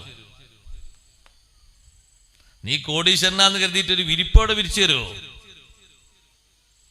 എന്തിനാണ് ഈ ധൂർത്ത്? ഈ ധൂർത്ത് അവസാനിപ്പിക്കണം, ഹറാമിയത്ത് അവസാനിപ്പിക്കണം. നെറികെട്ട രീതിയിൽ ഭക്ഷണം കൊടുക്കുന്ന സ്വഭാവം ഉണ്ടാകരുത്. ആണും പെണ്ണും മുശക്കലായ രൂപത്തിൽ ഭക്ഷണം കഴിക്കുന്ന സ്വഭാവം ഉണ്ടാകരുത്. നിക്കാഹിന് പോലും പോകാൻ പേടിയാണിപ്പോൾ. അധികം നിക്കാഹിനും പോകാതെ ഒഴിഞ്ഞു മാറലാണ്. ഇതായിരുന്നു കൊടുത്തിട്ട് അള്ളാഹ് ബർക്കത്ത് ചെയ്യട്ടെ, ഹൈറാക്കട്ടെ, പൊയ്ക്കോളി എന്ന് പറയും. അല്ല എന്താ ചെയ്യാ? ഇനി ഒന്നുകൂടെ നമ്മളെ നാട്ടിൽ വരാൻ ബാക്കിയുള്ളൂ. ഏത്? അതും എത്തിയിട്ടുണ്ട് ചില സ്ഥലങ്ങളിലൊക്കെ. കല്യാണ മേശകളിൽ വിളമ്പുന്ന മദ്യം അങ്ങനെ വരുമെന്ന് സയ്യിദുനാ റസൂലുള്ളാഹി സല്ലല്ലാഹു അലൈഹി വസല്ലം ആഖിർ സമാനിന്റെ ആൾക്കാരുടെ ചീഞ്ഞ സംസ്കാരത്തിന്റെ ഭാഗമായി വരുന്ന ഒന്നുകൂടിയാണത്. അത് വന്നു, പലയിടങ്ങളിലും അങ്ങനെ രൂപഭാവങ്ങളൊക്കെ ഉണ്ടായി. ഇനി അതും പ്രചുരം നേടാനുണ്ട്. എന്നാ പിന്നൊക്കെ ആയി. ഈമാനുള്ളൊരു മനുഷ്യന്, ഇസ്ലാമിലായി ജീവിക്കുന്നൊരു മനുഷ്യന് യോജിച്ച സംസ്കാരമല്ലത്. 1000-ഓളം ആൾക്കാരെ വിളിച്ചിട്ട് ഒരു പാത്രം ഒരു മേശപ്പുറത്ത് വെച്ചിട്ട് ചെമ്പ് വേറെ ടേബിളിന്റെ മേലെ വെച്ചിട്ട് ആ ടേബിളിൽ നിന്ന് വാരിക്കോരിയെടുത്ത് ഭക്ഷിക്കാൻ പറയുന്ന ഏറ്റവും പുളിച്ച സംസ്കാരമില്ലേ പാശ്ചാത്യൻ സംസ്കാരം, ഇസ്ലാമിന് എതിരാണത്. ഇസ്ലാമിന് ഒരു നിലക്കു യോജിപ്പില്ലാത്തതാണത്. ഈമാനുള്ള മനുഷ്യന് ചെയ്യാൻ പാടില്ല. മൻകാന യുഅ്മിനു ബില്ലാഹി വൽ യൗമിൽ ആഖിർ ഫല്യുക്രിം ലൈഫഹു. അല്ലാഹുവിലും അന്ത്യനാളിലും വിശ്വാസമുള്ള ആള് വിളിക്കുന്ന അതിഥികളെ ബഹുമാനിക്കണം. എന്താ ബഹുമാനം? അവരെ മുന്നിലേക്ക് ഭക്ഷണം കൊണ്ടുപോയി വെച്ചു കൊടുക്കണം. അതാ ബഹുമാനം. ലോകത്തെ ഏറ്റവും വലിയ ആതിഥ്യ മര്യാദ പഠിപ്പിച്ച മഹാനാണ് ഖലീലുല്ലാഹി ഇബ്രാഹിം അലൈഹിസ്സലാം. എത്ര വലിയ മഹാനാണ് അവര്! അവരെ ചെരുപ്പിന്റെ കാലിന്റെ അടിയിലെ മൺതരികളുടെ വില ഉണ്ട് നമുക്ക് സഹോദരങ്ങളെ. ആ ഇബ്രാഹിം നബി അലൈഹി സ്വലാം വീട്ടിൽ വന്ന അതിഥികൾക്ക് 2 കൈയിലും താങ്ങിപ്പിടിച്ചാണ് ഭക്ഷണം കൊണ്ടുപോയി വെച്ചു കൊടുത്തത്. ഖുർആൻ പഠിപ്പിക്കുന്നില്ലേ ഇത്? ഈ പാശ്ചാത്യ സംസ്കാരമൊന്നും കടമെടുക്കരുത്. ഇസ്ലാമിനോട് യോജിച്ചതല്ല. വിരോധിക്കപ്പെട്ട കാര്യങ്ങൾ മൊത്തം തള്ളണം. ഒരു കല്യാണവുമായിട്ട് എണ്ണിപ്പറഞ്ഞാൽ 10-25ഓളം ഉണ്ട്. ഞാനതൊന്നായിട്ട് എണ്ണല്ല, ഒറ്റ ഒന്നും നമ്മുടെ തഖ്വക്ക് യോജിച്ചതല്ല, എതിരാണ്. പുരുഷന്മാരും സ്ത്രീകളും വരനും വധുവും അതാ വാതിൽക്കൽ നിന്നിട്ട് വരുന്ന ആളുകളൊക്കെ വെൽക്കം ചെയ്ത് സ്വീകരിക്കുന്നു. കല്യാണത്ത് പുരയിലേക്ക് വരുന്ന ആൾക്കാർ, സൽക്കാരത്തിന് വരുന്നവരൊക്കെ സ്വീകരിക്കാൻ നേരെ ഗേറ്റിന്റെ ഭാഗത്ത് തന്നെ നിൽക്കുന്നു, പുതിയ പെണ്ണും പുതിയാപ്പിളയും കൂടിയിട്ട്. ഏത് സംസ്കാരവാ സഹോദരങ്ങളെ? ആര് പഠിപ്പിച്ചതാണിത്? നഊദു ബില്ലാഹ്. ആ പെണ്ണ് താമസിക്കുന്ന റൂമിലേക്കുള്ളൊരു ഇരച്ചു കയറ്റം. പേര് പറയുന്നത് ഫ്രണ്ട്സാണ്, ബേക്കാണ് എന്നാണ്. ഫ്രണ്ട്സ് ആണെങ്കിലും ശരി, ബേക്കാണെങ്കിലും ശരി, മുന്നാണെങ്കിലും ശരി, കാണാൻ അനുവാദമില്ലാത്ത ഒറ്റ ആൾക്കും പെർമിറ്റ് കൊടുത്തുകൂടാ. എത്ര കൊല്ലം ഒപ്പം പഠിച്ച ആളാണെങ്കിലും ശരി, എത്ര വലിയ സഹായം പഠനരംഗത്ത് കിട്ടിയാലും കിട്ടിയില്ലെങ്കിലും ശരി, ഉപ്പമാര് വളരെ കാർക്കശ്യബോധത്തോടെ കാര്യങ്ങൾ ചെയ്യണം. നമ്മോട് അല്ലാഹു തആല ചോദിക്കുമ്പോൾ മറുപടി പറയാൻ കഴിയണം. ഒരു കുട്ടിയെ നമ്മൾ കല്യാണം കഴിച്ചു വിടുന്നു, 10 ലക്ഷമോ 15 ലക്ഷമോ 25 ലക്ഷമോ കല്യാണ ചെലവ് മാത്രമായി വരുന്നു. എന്നാലും സഹോദരങ്ങളെ, നമുക്കത് നഷ്ടമാകരുത്, ലാഭമാകണം. ആഖിറത്തിലേക്ക് ലാഭമാകണം. പാവങ്ങൾ നടത്തുന്നത് കണ്ടിട്ടില്ലേ നിങ്ങള്? അവര് ചെറിയ രൂപത്തിലും ഭാവത്തിലും കാര്യങ്ങൾ നടത്തിയിട്ട് ഒന്നിനും കേടുവരാത്ത രൂപത്തിൽ വിഷയങ്ങൾ നടത്തുന്നു. അത് ഒരു വിഷയത്തിനും ബുദ്ധിമുട്ടാകാത്ത രൂപത്തിൽ ഭക്ഷണം കൊടുക്കുന്നു. നിയമങ്ങളൊന്നും തെറ്റിക്കാത്ത രൂപത്തിൽ തന്നെ ആളുകളെ സ്വീകരിക്കുന്നു. പുതിയ ആപ്പിളക്കും പുതിയ പെണ്ണിനും യോജിച്ച ബഹുമാനം കൊടുക്കുന്നു.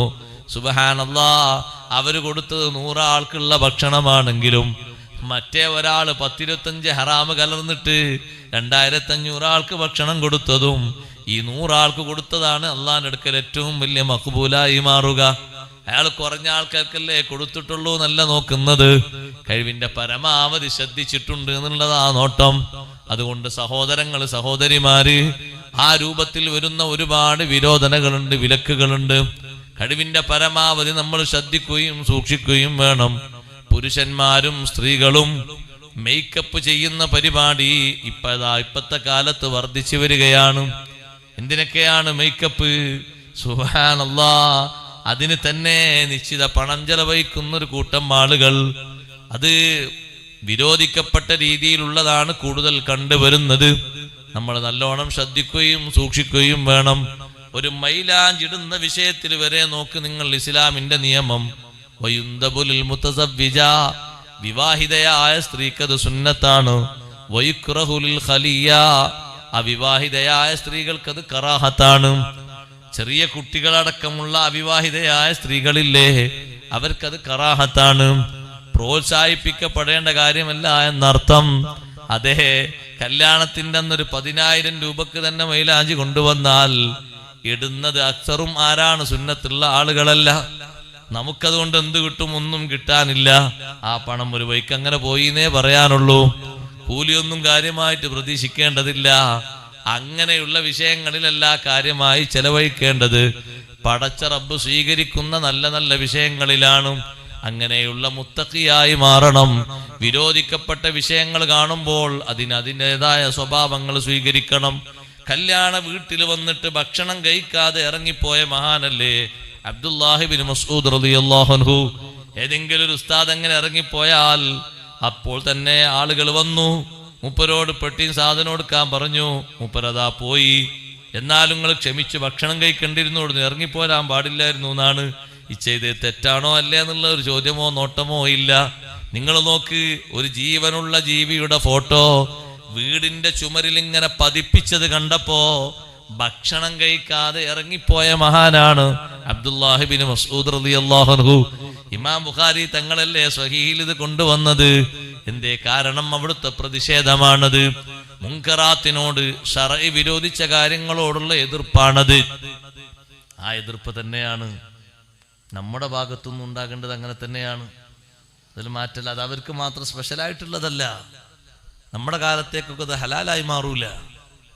അതുകൊണ്ട് വളരെ കൃത്യമായി ശ്രദ്ധിക്കണം, സൂക്ഷിക്കണം എന്ന് ഓർമ്മപ്പെടുത്തുന്നു. മഹാന്മാരുമായുള്ള ബന്ധം വർദ്ധിപ്പിക്കുക. അള്ളാഹു നമുക്ക് തൗഫീഖ് നൽകുമാറാകട്ടെ. അവരോടുള്ള സ്നേഹബന്ധം നാം ഓരോരുത്തരും നന്നാകാനുള്ള പ്രധാനപ്പെട്ട കാരണങ്ങളിലൊന്നാണ്. ഈമാനും തഖ്വയും കാത്തു സൂക്ഷിക്കുന്നതിന് നമ്മെ ബലപ്പെടുത്തുന്ന ഒന്നാണ് മഹാന്മാരുമായുള്ള ബന്ധം. അവരുടെ സ്വഭാവവും അവരുടെ സംസ്കാരവും അവരുടെ വാക്കുകളും പ്രവൃത്തികളും നമ്മുടെ ജീവിതത്തിൽ മാതൃകയാകണം. നമ്മളിവിടെ അനുസ്മരണവുമായി ഒരുമിച്ച് കൂടിയത് ബഹുമാനപ്പെട്ട ദാരിമി ഉസ്താദിന്റെ പേരിൽ നമ്മുടെ മഹല്ലത്തിൽ കുറെ കാലം ദർശനം നടത്തി. എത്ര കാലം ദർശനം നടത്തി? കൊല്ലോർമ്മല്ലേ? എന്നാ കുറെ കാലം എന്ന് പറയാം. ബഹുമാനപ്പെട്ട ദാരിമി ഉസ്താദ് അള്ളാഹുടത്തേക്ക് ദർജയേറ്റി കൊടുക്കട്ടെ. അവരെ അനുസ്മരണവുമായി ബന്ധപ്പെട്ടാണ് നമ്മളിവിടെ ഒരുമിച്ച് കൂടിയത്. 10ാമത്തെ ഉറൂസ് അല്ലേ?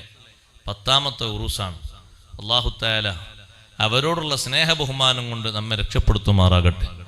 മഹാന്മാരോട് ബഹുമാനവും സ്നേഹവും അത് വെച്ചു പുലർത്തുന്ന ആളുകൾക്ക് അല്ലാഹു തആല പ്രത്യേക സഹായവും സംരക്ഷണവും നൽകും.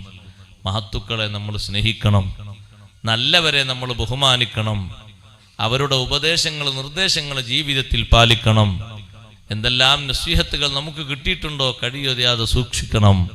ഒരുപാട് സ്ഥലങ്ങളിൽ ദിക്ർ സ്ഥാപിച്ച് ദിക്റിന് നേതൃത്വം നൽകിയ മഹാനാണ് ദാരിമി ഉസ്താദ്. അവരെ സദസ്സിലൊന്ന് പങ്കെടുത്താൽ തന്നെ വല്ലാത്തൊരു ആത്മീയമായ ഉത്കർഷമാണ്. ദുആഉം ദിക്റും ഒക്കെ ഒരു പ്രത്യേകമായ ഒരു രൂപത്തിലാണ്.